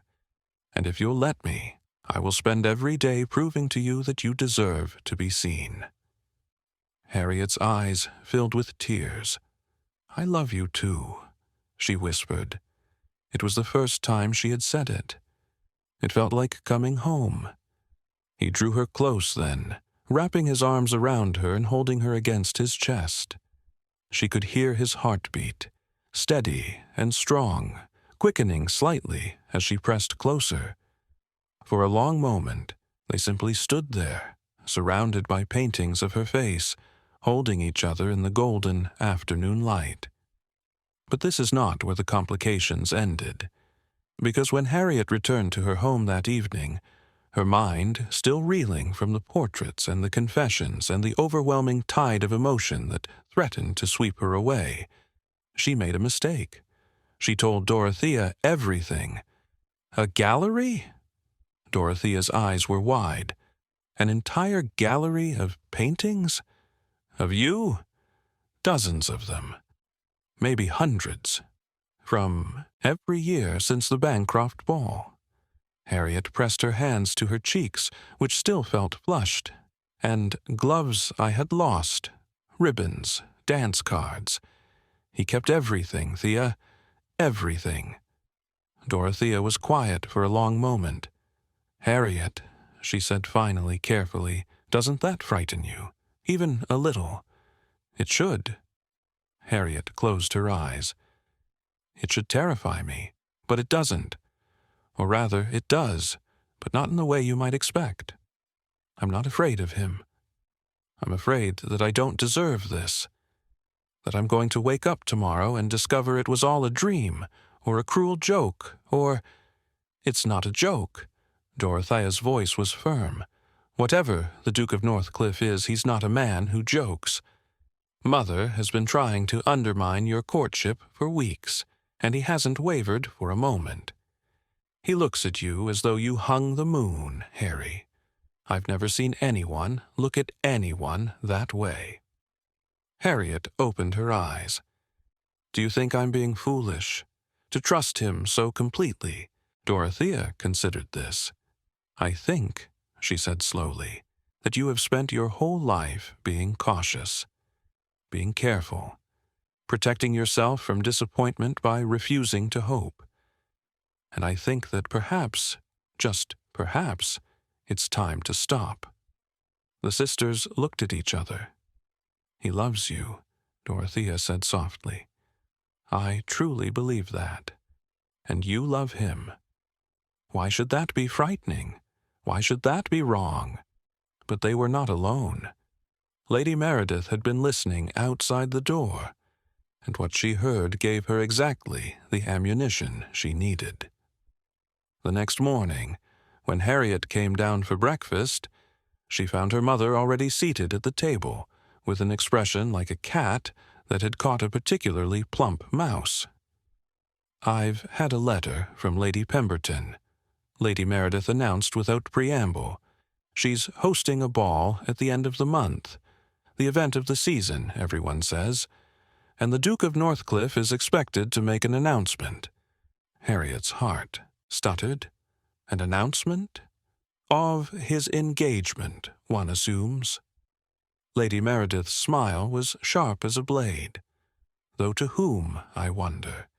He's been courting you so publicly, but surely even he must see by now that you're not suitable. Perhaps he's simply been amusing himself until a better option presents itself. That's not— Harriet began. Of course, Lady Meredith continued as though she hadn't spoken. If he were to discover something unfortunate about your past, he might reconsider even faster. Some men have such delicate sensibilities about these things, about purity, about honesty. Harriet went cold. Mother, what have you done? Lady Meredith's smile widened. Nothing at all, darling. I've simply written a few letters, made a few inquiries, renewed some old acquaintances who might have interesting stories to share about your debut season. Lord Christopher Ashby. She was going to contact Lord Christopher Ashby. You can't— Harriet's voice shook. Mother, you can't do this. Whatever happened at the Bancroft ball, it wasn't what he said. It wasn't what anyone said. He laughed at me because I was boring, because I didn't amuse him, not because of anything improper. Does it matter what really happened? Lady Meredith's voice was cold as ice. The Duke has built his courtship on the belief that you are pure and virtuous and deserving of his precious attention. How do you think he would feel if he learned that Lord Ashby has been telling people a very different story? That you threw yourself at him, that you begged for his attention, that he rejected you because you were too forward, too desperate, too— That's a lie. Harriet's voice rose. That's not what happened at all. Again, darling, does it matter? Lady Meredith rose from her seat, still wearing that terrible smile. Perception is everything in our world. And once the perception changes, once the whispers start, once the Duke begins to wonder what else might be true, well, even the most devoted suitor can be driven away by doubt. She swept toward the door. "I'm doing this for your own good, Harriet. You'll thank me one day, when you've recovered from this unsuitable infatuation and returned to your proper place in this family. Some women aren't meant for grand love stories. Some women are meant for the shadows. And the sooner you accept that, the happier you'll be." She left. Harriet sat in the empty dining room, trembling. Her mother was going to destroy everything, was going to contact Lord Ashby, was going to spread lies, was going to poison the Duke against her with whispered accusations and manufactured scandal. And there was nothing Harriet could do to stop her. The old thoughts crept back, insidious and familiar. Perhaps her mother was right. Perhaps this had all been a dream, a fantasy, a cruel joke played by fate. Perhaps she had been foolish to believe that someone like the Duke of Northcliffe could ever truly want someone like her. She thought about the portrait gallery, about the hundreds of paintings, the collected gloves, the evidence of 8 years of watching. At the time, it had seemed romantic, proof of his devotion, his certainty, his unwavering focus on her. But what if it was something else? What if it was obsession with an idea of her rather than love for the reality? What if, when the scandal broke, when Lord Ashby's lies spread through society like poison, the Duke would look at her and see not the woman he had built up in his mind, but something tarnished, something less? What if her mother was right, and she wasn't meant for grand love stories? The thoughts spiraled darker and darker, pulling her down into a familiar abyss of self-doubt. She had spent 8 years in this darkness. She knew its contours, its cold comfort, its terrible safety. Here, at least, she couldn't fall any further.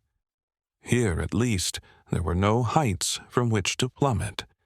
Maybe it would be better to end things now, before the scandal, before the pain, before she had to watch the light in his eyes dim, as he realized she wasn't worth the trouble after all.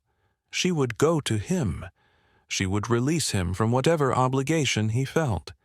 She would disappear back into the shadows where she belonged, and he could find someone worthy of his devotion, someone whose mother wouldn't try to destroy her, someone whose past wasn't a weapon waiting to be wielded against her.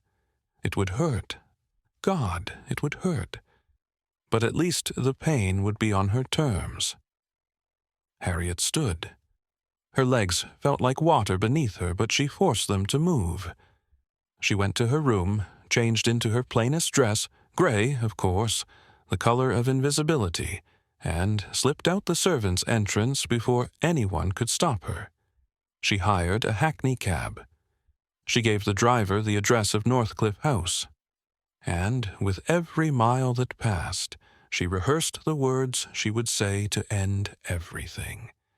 The Duke was in his study when the butler announced her, an unprecedented breach of protocol, an unmarried woman calling at a bachelor's residence without chaperone or warning. His face went from surprised to concerned to alarmed as he took in her expression. "Harriet!" He was on his feet instantly, crossing the room to her. "What's happened? What's wrong?" She held up a hand to stop him. "Don't," she said. Her voice was steady. She had practiced that on the drive over. "Don't come any closer. I need to say this, and I won't be able to if you're touching me." He froze. The concern in his eyes deepened into something that looked almost like fear. "Say what?" "I'm releasing you." The words felt like glass in her throat. "From whatever obligation you feel toward me, from the courtship, from all of it. You're free, Alistair. You can find someone else, someone better suited to your position, someone whose family won't try to destroy her, someone who— Stop! His voice cracked through the room like a whip. Harriet fell silent. The Duke stood very still, and there was something in his expression she had never seen before. Something wild and desperate and barely controlled. "Tell me what happened," he said.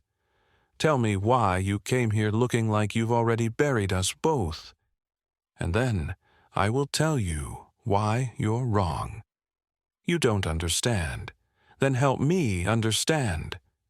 He took a step closer, then another, until he was close enough to touch, though he didn't, not yet. "I have spent 8 years waiting for you, Harriet. 8 years building a life worthy of you. And now you stand in my study, wearing that gray dress like armor, trying to convince me to let you go. No, I don't accept that. I won't accept that. My mother—" Harriet's voice broke. "She's going to contact Lord Ashby. She's going to have him tell everyone that we—" She couldn't finish. "That you what?" His voice was gentle now, but there was steel beneath it. "That you threw yourself at him? That he rejected you? I already know about Ashby's lies, Harriet. I've known for years." She stared at him. "What?"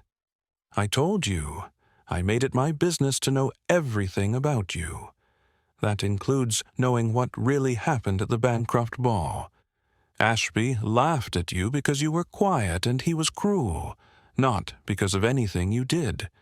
And I have spent years gathering evidence of his debts, his gambling, his many failures, evidence that I can deploy at a moment's notice if he ever tries to harm you again." Her knees buckled. He caught her before she could fall, his arms wrapping around her and holding her upright against the solid warmth of his chest. "Listen to me," he said, his voice fierce against her hair. "Your mother cannot hurt you anymore. Ashby cannot hurt you. No one can hurt you because I will not allow it. I have spent 8 years preparing to protect you, Harriet. Did you really think I would let a few whispered lies drive me away?" She was crying, now, ugly, gasping sobs that she couldn't control. 8 years of tears she had refused to shed, pouring out of her like a dam had broken. "I thought," she managed between sobs, "I thought when the scandal, you would see that I wasn't worth—" "You are worth everything." He pulled back just enough to cup her face in his hands, tilting it up so she had to meet his eyes. "Do you hear me? You are worth every moment I waited. Every painting I commissioned, every sleepless night I spent imagining this moment. You are worth more than all the titles and fortunes in England, and I will spend the rest of my life proving that to you, if I must. Even if society turns against us, especially then." His thumbs brushed the tears from her cheeks. "Let them whisper, let them gossip. Let them believe whatever lies they want to believe. I don't care about society, Harriet. I only care about you." She searched his face for any sign of doubt, any flicker of hesitation. She found none.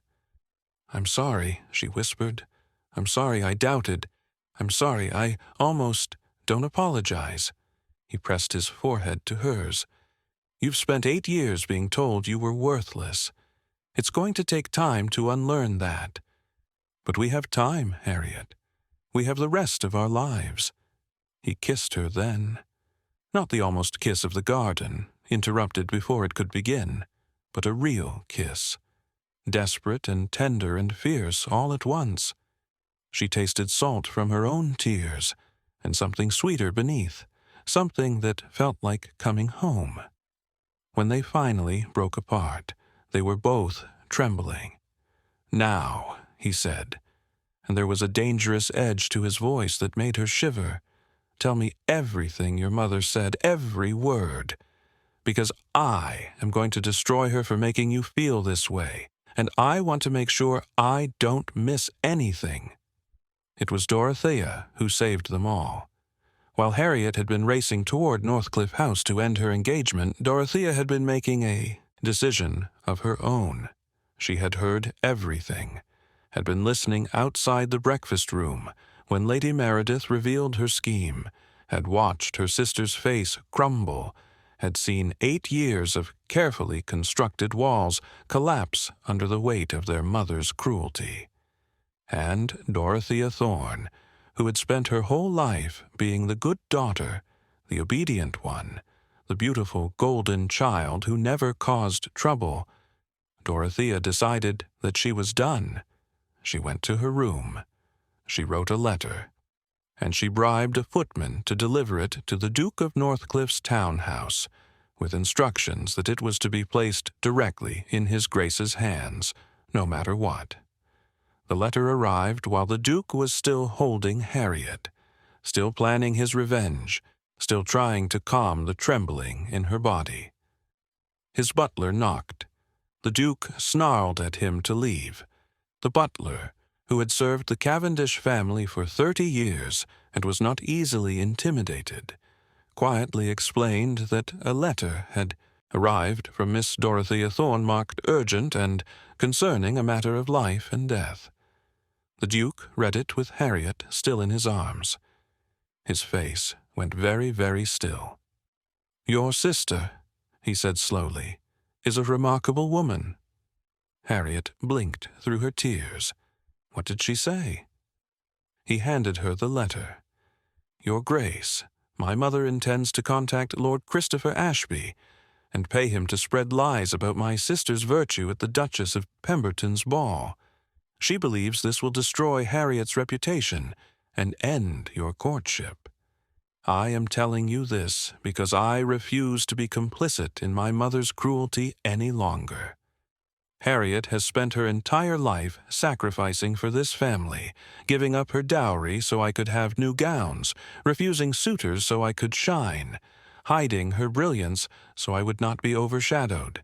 She has protected me in ways I am only beginning to understand, and I will not stand by while our mother tries to destroy the first happiness she has ever known. I do not know what you can do with this information. I only know that if anyone can protect my sister, it is you. Please, save her.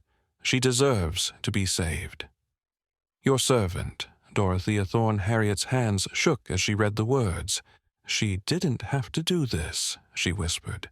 "Mother will never forgive her." "No," the Duke agreed. "She didn't have to, but she did anyway, because she loves you." Harriet thought about her sister, golden, beautiful Dorothea, who had always been their mother's favorite, who had never wanted for attention or admiration. She had always assumed that Thea didn't understand what it felt like to be invisible, to be overlooked, to be dismissed. But perhaps Dorothea had understood more than Harriet realized. Perhaps she had seen her sister's suffering all along and simply hadn't known how to help until now. "I need to thank her," Harriet said. "You will." The Duke's voice was gentle. "But first, we need to prepare for the Pemberton ball, because your mother has just made a very serious mistake, and I intend to make sure she regrets it for the rest of her life." His eyes were cold as winter ice. His smile was sharp as a blade. And Harriet, for the first time, understood exactly why society called him the coldest duke in England. Harriet laughed, a wet, broken sound that was half sob and half relief. "I love you," she said. His expression softened. "I know. I've always known. Even when you were trying to disappear." She told him everything. And as she spoke, as the words poured out of her, she felt the last of her walls crumbling. She was letting him see her, really see her, with all her fears and doubts and dark places exposed. and he didn't look away. He never looked away, unless she stopped trying to disappear and let herself be fully, terrifyingly seen. Harriet closed her eyes, and then she picked up a pen and began to write. But of course, this wasn't the end. Not yet, because Lady Meredith Thorne was not finished fighting, and the battle for Harriet's future was about to reach its climax. When Harriet returned home that evening, glowing with something she didn't yet have a name for, she found her mother waiting in the drawing room. Lady Meredith's face was pale with fury. "You were gone for 6 hours," she said, her voice like shattered ice. 6 hours, alone with that man in his home. Do you have any idea what you've done to your reputation, to this family's reputation? He proposed, Harriet said. The words came out before she could stop them. It wasn't true, not technically. He hadn't asked the formal question yet. But she knew it was coming. She knew, with a certainty that settled deep in her bones, that Alistair Cavendish was going to ask her to be his wife. And she was going to say yes. Lady Meredith went very still. "He proposed," she repeated flatly. "Not formally, not yet. But he will, soon." For a long moment, Lady Meredith said nothing. Then, slowly, a smile spread across her face. It was not a pleasant smile. It was the smile of a predator that had spotted prey. "Well," she said, "isn't that interesting?" She swept out of the room without another word. That night, while Harriet was dreaming of portraits and promises, Lady Meredith Thorne sat down at her writing desk and composed a letter. The letter was addressed to Lord Christopher Ashby. Its contents would set in motion a chain of events that would nearly destroy everything. I need to pause here and prepare you for what's coming, because the next part of this story, the part where Lady Meredith's true cruelty is revealed, is difficult to hear, but it's important. It's the darkness that makes the light so brilliant. So take a breath, settle in, and trust me. We're going to get through this together. Lord Christopher Ashby arrived in London 3 days later. He was older now, approaching 40, and the years had not been kind to him. His gambling debts had accumulated, his estates had crumbled, and his reputation, once that of a charming rake, had soured into something bitter and desperate. He was, in short, exactly the kind of man who could be bought. Lady Meredith bought him. The terms were simple. Lord Ashby would attend the Duchess of Pemberton's end-of-season ball, where the Duke of Northcliffe was expected to make his formal proposal to Harriet. Lord Ashby would publicly claim that Harriet had been compromised during their brief courtship 8 years ago, that she had offered herself to him in a desperate attempt to secure a match, and that he had refused her out of disgust. It was a lie, a vicious, calculated lie designed to destroy Harriet's reputation so thoroughly that even a duke could not salvage it. And, in exchange, Lady Meredith would pay Lord Ashby's debts and secure him an introduction to a wealthy widow looking for a titled husband. But why? Dorothea demanded when she discovered the plan, overheard by accident while passing her mother's study. Harriet has done nothing wrong. She's finally happy. She's going to be a duchess. Why would you destroy that? Lady Meredith's smile was cold as winter. "Because she doesn't deserve it," she said simply. "Harriet has always been a disappointment, a burden, the wrong daughter. If she becomes a duchess, if she rises higher than I ever did, higher than you ever will, it will prove that everything I believed about her was wrong, and I refuse to be wrong about my own child." Dorothea fled the room in tears, but she did not flee far. Instead, the younger Thorne sister did something she had never done before in her life, something that would have horrified her mother, scandalized society, and potentially ruined her own prospects forever. She went to the Duke of Northcliffe directly. It was well past midnight when Dorothea arrived at Northcliffe House, cloaked and hooded, having bribed a servant to help her slip away and hire a hackney cab. The butler, who answered the door, looked at her with undisguised shock, an unmarried young lady, unchaperoned at this hour. But something in her expression must have convinced him of the urgency, because he showed her to the Duke's study without argument. Alistair was still awake, poring over documents by candlelight. When he saw who had come to call, his face went through a complicated series of emotions: surprise, concern, and then something sharp and focused. "Miss Dorothea." He rose immediately, all propriety despite the hour. "What's happened? Is Harriet—" "She's fine, for now." Dorothea's voice shook, but she forced herself to continue. "But she won't be for long. My mother—" Her voice broke. "My mother is going to destroy her." And then she told him everything. The Duke listened in silence, his expression growing colder and harder with every word. By the time Dorothea finished, describing the planned accusations, Lord Ashby's involvement, the timing at the Pemberton ball, his face might have been carved from marble. "I see," he said quietly. "I tried to stop her." Dorothea was crying now, tears streaming down her face. "I begged her to reconsider, but she wouldn't listen. She's so convinced that Harriet doesn't deserve happiness that she's willing to—" She couldn't finish. "Your mother," the Duke said, and his voice was terrifyingly calm, "has made a serious miscalculation. She believes that Harriet has no one to protect her.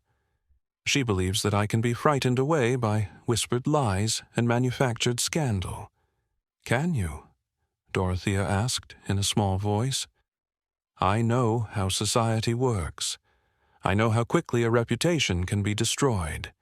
If Lord Ashby says those things in front of everyone, Lord Ashby will say nothing."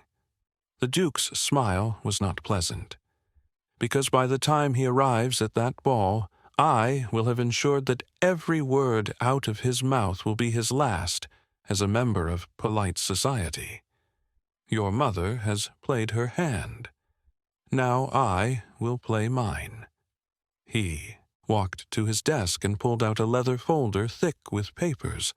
"For years," he said, "I have been collecting information, evidence, secrets. I told myself it was for Harriet's protection, that I needed to be prepared for any threat that might arise. But I think, perhaps I always knew this day would come. I always knew that someone would try to take her from me." He looked at Dorothea, and there was something fierce and almost frightening in his eyes. "They will not succeed." Dorothea left Northcliffe House that night with a strange feeling in her chest. She had always thought of the Duke as cold, intimidating, someone to be feared from a distance. But she understood now that his coldness was not cruelty. It was control. He was a man who kept his emotions locked away because they were too powerful to let loose. And all of those emotions, all of that power, were focused on protecting her sister. Harriet would be safe. Harriet would be loved. And their mother would learn, too late, that she had made an enemy of the most dangerous man in England. She sent a message to the Duke that very night. The Duchess of Pemberton's ball was the event of the season. Anyone who was anyone would be there, which meant that if Lord Ashby made his accusations publicly, every powerful person in England would hear them. The guest list read like a registry of the realm's most influential families: earls and countesses, marquises and their wives, politicians and patrons, and the sharp-eyed matrons who decided who rose and who fell in the intricate game of society. Now, I need to explain something about reputation in this era, because it's essential to understanding what was at stake. For a woman in Victorian England, reputation was everything. It was currency. It was protection.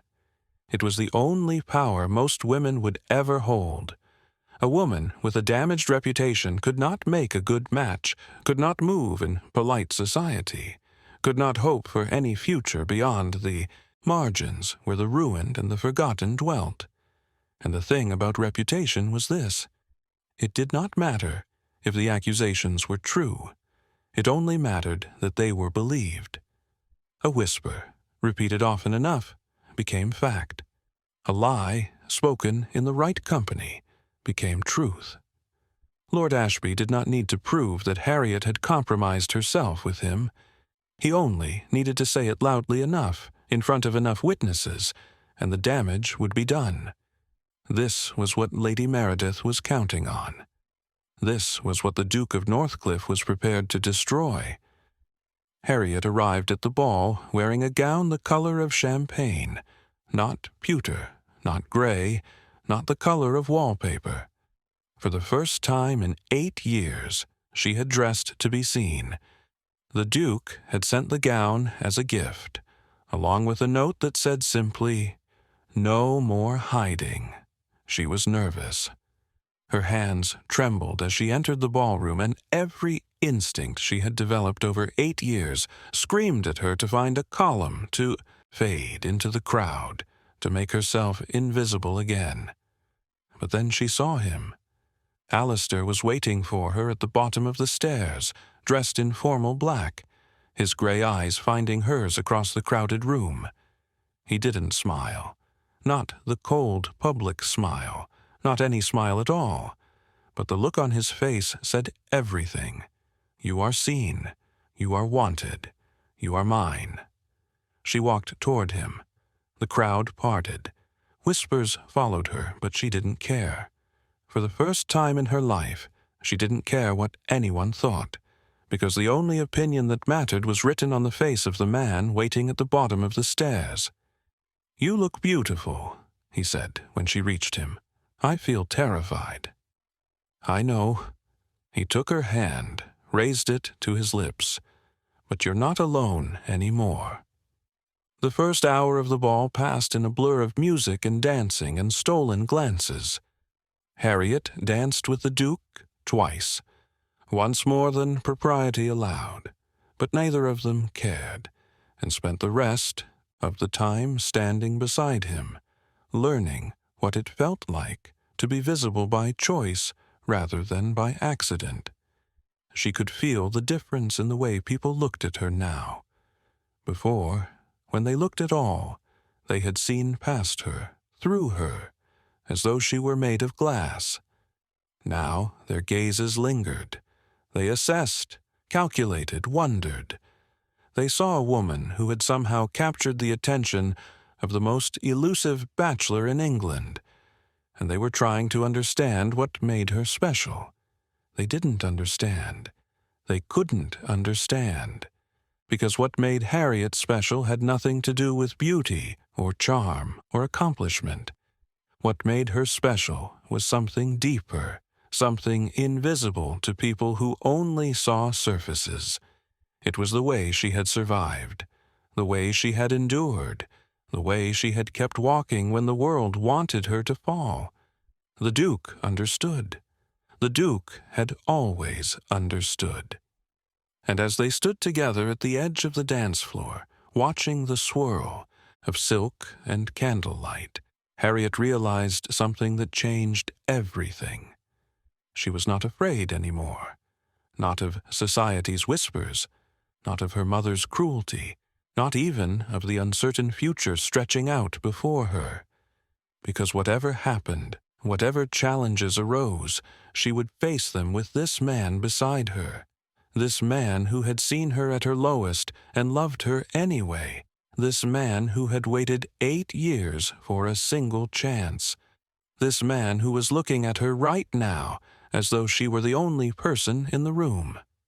"What is it?" he asked quietly, noticing the change in her expression. "I'm not afraid," she said.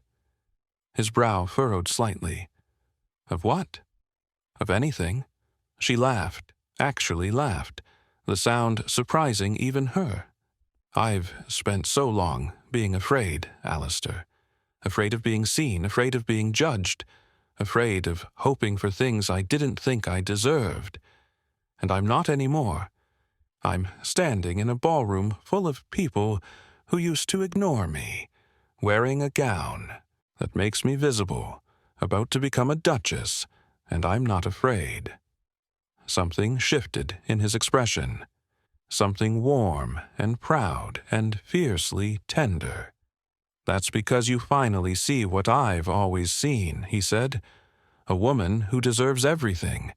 A woman who is worthy of love and respect and devotion. A woman who should never, ever have to disappear." Her eyes burned with tears she refused to let fall. "How do you always know the right thing to say?" "I don't." He reached up and brushed a strand of hair from her face, that gentle gesture that had become so familiar, so essential. "But I've had 8 years to think about what I wanted to tell you when I finally had the chance. 8 years of imagining this moment. 8 years of hoping that someday you would look at me the way you're looking at me right now. And how am I looking at you? Like you love me," he said simply. "Like you finally believe that you deserve to be loved in return." And then Lord Christopher Ashby walked through the doors. Harriet saw him before the Duke did. She saw the cruel smile on his face, the calculating gleam in his eyes, and she knew, with a certainty that turned her blood to ice, that something terrible was about to happen. But this time she was not alone. This time she had someone standing beside her who would burn down the world to protect her, and this time she was ready to fight back. "Well, well," Lord Ashby said, loud enough for the nearby guests to hear. "Miss Harriet Thorne, I had heard rumors that you had managed to snare yourself a duke, but I confess I didn't believe them, not after what happened between us." The ballroom went quiet. Harriet's heart stopped. Beside her, the Duke went very, very still. "I'm afraid I don't know what you mean," Harriet said. Her voice was steady. Years of practice had given her that, at least, but inside she was shaking. "Don't you?" Lord Ashby's smile widened. "Come now, Miss Thorne. Don't tell me. You've forgotten our intimate acquaintance all those years ago. The way you threw yourself at me. The way you begged me to. That's enough." The Duke's voice cut through the room like a blade. He stepped forward, positioning himself between Harriet and Lord Ashby, and the look on his face was something Harriet had never seen before. Not cold, not controlled, something far more dangerous.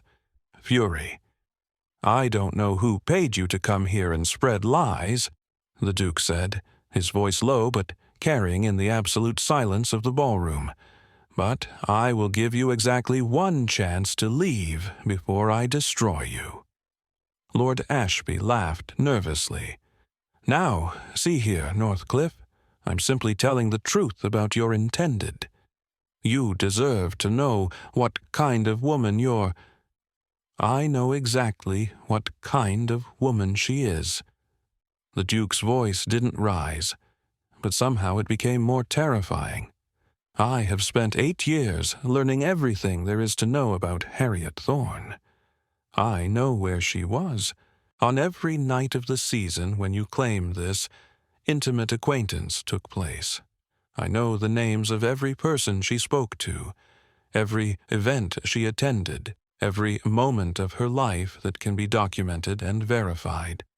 And I know, with absolute certainty, that you are a liar." The ballroom was silent. Lord Ashby's face had gone pale. "Furthermore," the Duke continued, and now his voice carried a note of almost casual danger, "I know that you are deeply in debt. I know that you have been seeking wealthy widows to prey upon, and I know that Lady Meredith Thorne paid you a significant sum to come here tonight and ruin her own daughter's reputation." A gasp rippled through the crowd. Harriet turned to look at her mother, who was standing near the entrance with a face like curdled milk. "I also know," the Duke said, and now he was smiling, a cold, vicious smile that made Harriet shiver, "that Lord Ashby's debts are owed primarily to 3 men, men who happen to be my business associates, men who, at my request, have just called in every penny Lord Ashby owes them." Lord Ashby made a strangled sound. "You have 48 hours to pay," the Duke said pleasantly, "after which you will be arrested for fraud and thrown into debtor's prison, unless, of course, you would like to recant your lies right now, in front of all these witnesses, and beg Miss Thorne's forgiveness for the pain you have caused her." The silence stretched. Lord Ashby looked at the Duke's face, at the absolute certainty there, the controlled fury, the power of a man who had spent 8 years preparing for exactly this moment, and crumbled. "I lied," he said, and his voice was barely a whisper. "Nothing happened between us. I was paid to say those things. I'm sorry. I'm so sorry." He fled the ballroom without another word. The Duke turned to face the crowd. "Lady Meredith Thorne," he said, and his voice rang through the silence like a bell, "paid Lord Ashby to destroy her own daughter's reputation. She has spent years treating Miss Thorne with cruelty and contempt, denying her opportunities, hiding her away from society, trying to convince her that she was worthless." He turned to look at Lady Meredith, and his eyes were chips of gray ice. "It ends tonight." Lady Meredith opened her mouth to speak, but nothing came out. "You will never contact Harriet again," the Duke continued. "You will never speak of her, write to her, or attempt to influence her life in any way. If you do, I will use every resource at my disposal to ensure that you are shunned by society so completely that even servants will refuse to work in your household. Do you understand?" Lady Meredith's face was white as bone. "Do you understand?" he repeated. "Yes," she whispered. "Good." The Duke turned away from her, dismissing her entirely, and faced Harriet. The fury was gone from his face. In its place was something soft and tender and full of hope. "Harriet Thorne," he said, and his voice was gentle now, meant only for her even though the entire ballroom was listening. "I had planned to do this more privately. I had planned to wait until the moment was perfect, but I find I cannot wait another second." He dropped to one knee. The ballroom gasped. "I have loved you for 8 years," he said. "I have watched you from a distance, and I have come to know you up close, and every single thing I have learned has only made me love you more. You are brilliant and brave and beautiful, and I don't mean the kind of beauty that fades with time. I mean the kind of beauty that comes from a soul that refuses to break no matter how hard the world tries to shatter it." Harriet's eyes were streaming with tears. "I want to spend the rest of my life proving to you that you deserve to be seen," he continued. "I want to wake up every morning knowing that you're beside me. I want to grow old watching you read philosophy in my library and argue with me about Kant and manage accounts better than any banker in London. I want everything, Harriet. Every ordinary moment and every extraordinary one. I want you." He reached into his pocket and withdrew a ring, a simple band of gold set with a single diamond that caught the candlelight and scattered it like stars. "Will you marry me?" Harriet looked at him. This man who had seen her when she was invisible, who had waited for her when she was lost, who had just destroyed her enemies in front of all of London society without a moment's hesitation. She looked at the ring in his hand. She looked at the future he was offering, a future where she would never have to disappear again. "Yes," she said. The word came out as a whisper, so she said it again, louder. "Yes, yes, I'll marry you." He slid the ring onto her finger. Then he stood and pulled her into his arms and kissed her, right there, in front of everyone, scandalously and thoroughly, and with 8 years of wanting finally given release. The ballroom erupted in applause. And Harriet Thorne, who had spent so long being invisible, finally let herself be seen. The wedding was held 6 weeks later at Northcliffe House. 6 weeks that passed in a blur of preparations, of dress fittings and guest lists, and the delicate negotiations that attended any ducal wedding. 6 weeks during which Harriet learned what it meant to be visible, not as an object of pity or derision, but as a woman of consequence, a future Duchess. It was strange at first. People who had overlooked her for years suddenly wanted to know her opinions, her preferences, her thoughts on everything from politics to fashion. Invitations poured in, more invitations than she could possibly accept, from families who had never once acknowledged her existence. The same matrons who had whispered behind their fans about poor, plain Harriet, now praised her quiet dignity, her intelligence, her unique appeal. Harriet found it all rather nauseating.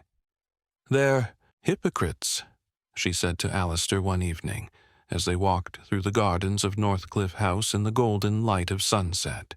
"All of them.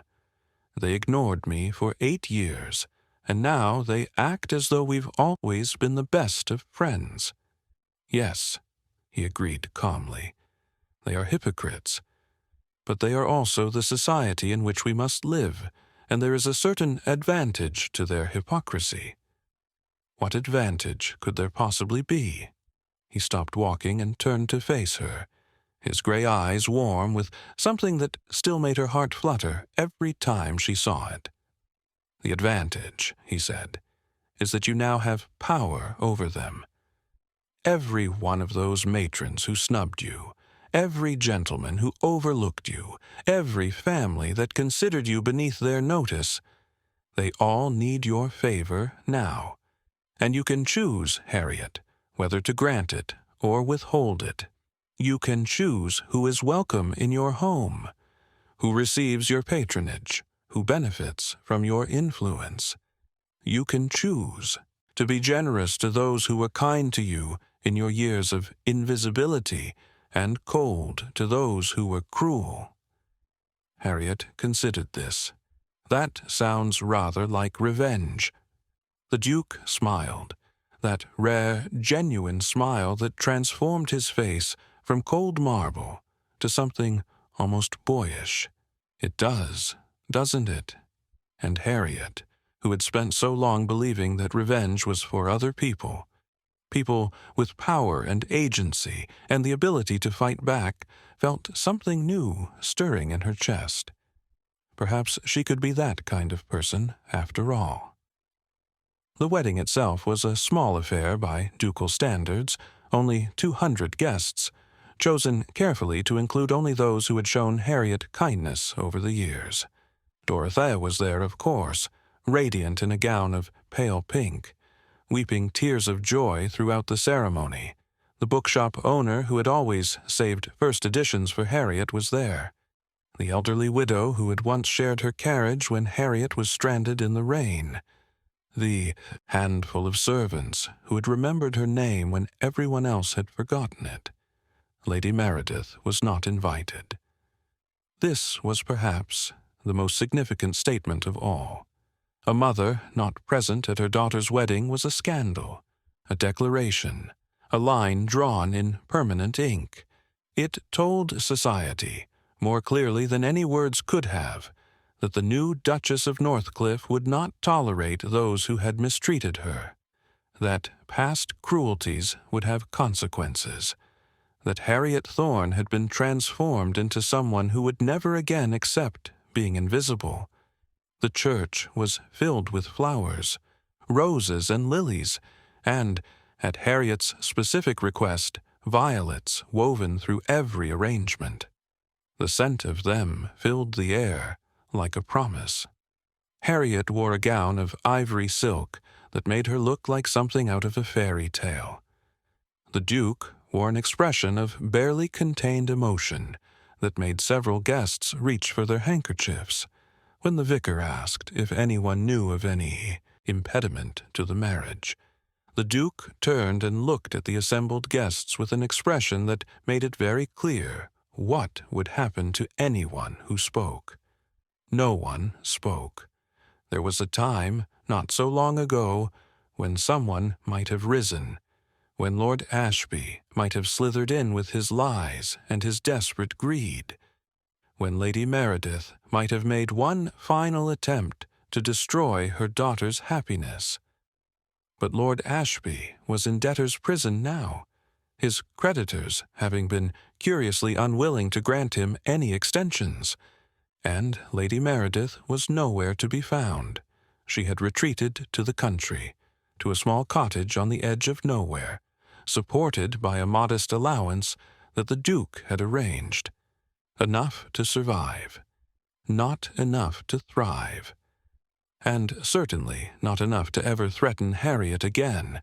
Now, I want to pause here and explain something about what the Duke had done, because it illuminates a crucial aspect of power in this era. When we speak of a duke destroying someone, we often think of dramatic confrontations, public humiliations, perhaps even violence. But the true power of the aristocracy was far more subtle than that. It was economic. It was social.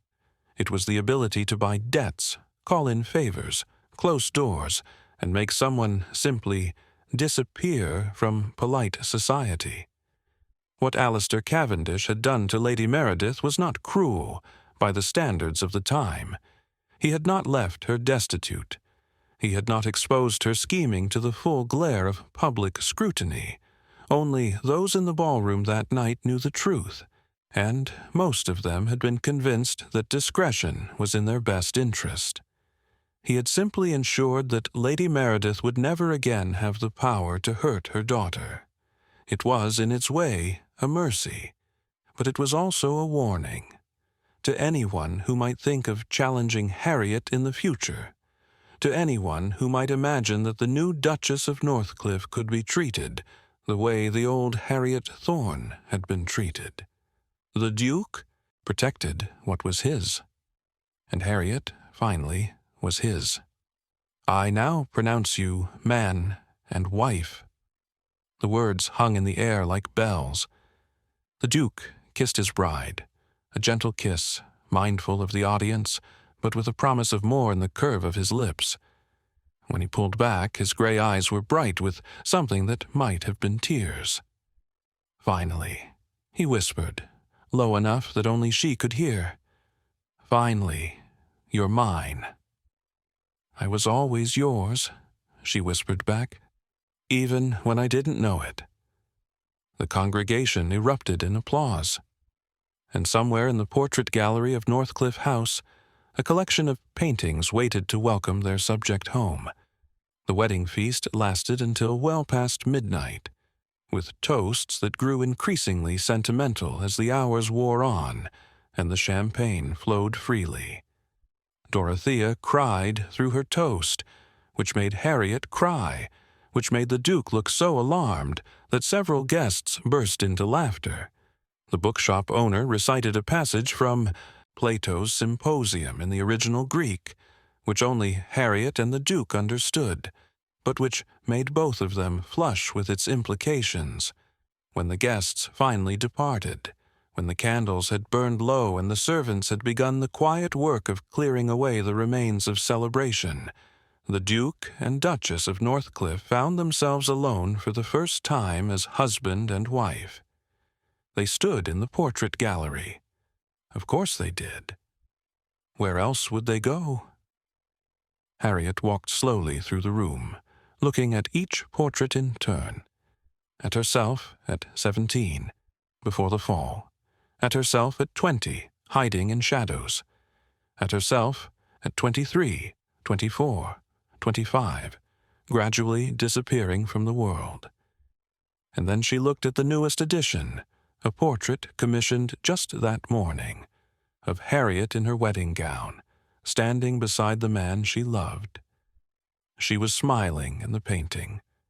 Not the broken glass smile she had worn for so long. A real smile.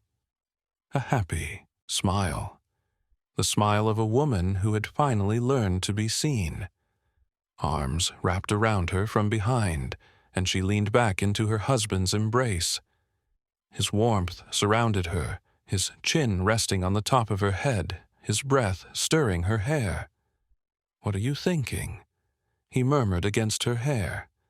"I'm thinking," she said slowly, "that I spent so long trying to disappear, trying to make myself invisible, trying to become nothing because I believed that was all I deserved. And now—" She turned in his arms to face him. "And now," she said, "I'm thinking that I'm very glad you found me. Even when I was hiding. Even when I didn't want to be found." He cupped her face in his hands, that familiar gesture, the tender touch that she had come to crave like air, like water, like all the essential things she had once convinced herself she didn't need. "I will always find you," he said, "no matter how hard you hide, no matter how far you run. I've always seen you, Harriet, and I always will." She rose on her tiptoes and kissed him. It was not the gentle kiss of the ceremony. This kiss was deeper, hungrier, filled with 8 years of wanting and weeks of restraint and a lifetime of loneliness finally coming to an end. She kissed him until she was breathless, until his hands had tangled in her carefully arranged hair, until the gallery blurred around them, and there was nothing in the world except this man, this moment, this future stretching out before them like an unwritten book. When they finally broke apart, they were both trembling. "I should tell you something," he said, his voice rough, "about those portraits. Yes, I'm going to keep adding to them." His thumb traced her cheekbone, her jaw, the corner of her mouth. "For the rest of our lives, every year, every milestone, every ordinary moment that I want to remember. This gallery will fill, Harriet, with paintings of you at 30, at 40, at 50, with sketches of you reading in the library and walking in the gardens and holding our children, with evidence, endless, irrefutable evidence, that you were seen, that you were witnessed, that you were loved." Harriet's eyes filled with tears. "That sounds like obsession," she said. "It is." He wasn't apologizing. "It always has been. It always will be. You are my obsession, Harriet Cavendish. You are the center of my world, and I intend to spend the rest of my life making sure you never doubt that for a moment. In a room full of portraits, surrounded by 8 years of watching and wanting and waiting, the Duke and Duchess of Northcliffe finally began their forever. And that's where our story ends tonight, not with a dramatic confrontation or a bitter revenge, but with something quieter and perhaps more powerful. The simple truth that being seen by the right person can heal wounds we didn't even know we carried. Thank you for being here with me, for listening, for being part of this community that spans this globe, all of us united by our love of stories about people who find each other against impossible odds. Before you go, I want to know, what moment hit you the hardest? Was it the portrait gallery reveal, the ballroom confrontation, the proposal? Tell me in the comments. I read every single one. And if you haven't subscribed yet, Now is the time. Hit that button, join our community, and I'll see you in the next story. Until then, remember, you are not invisible. You have never been invisible. And somewhere out there, someone is waiting to see you exactly as you are. Take care of yourselves, my darlings. Good night.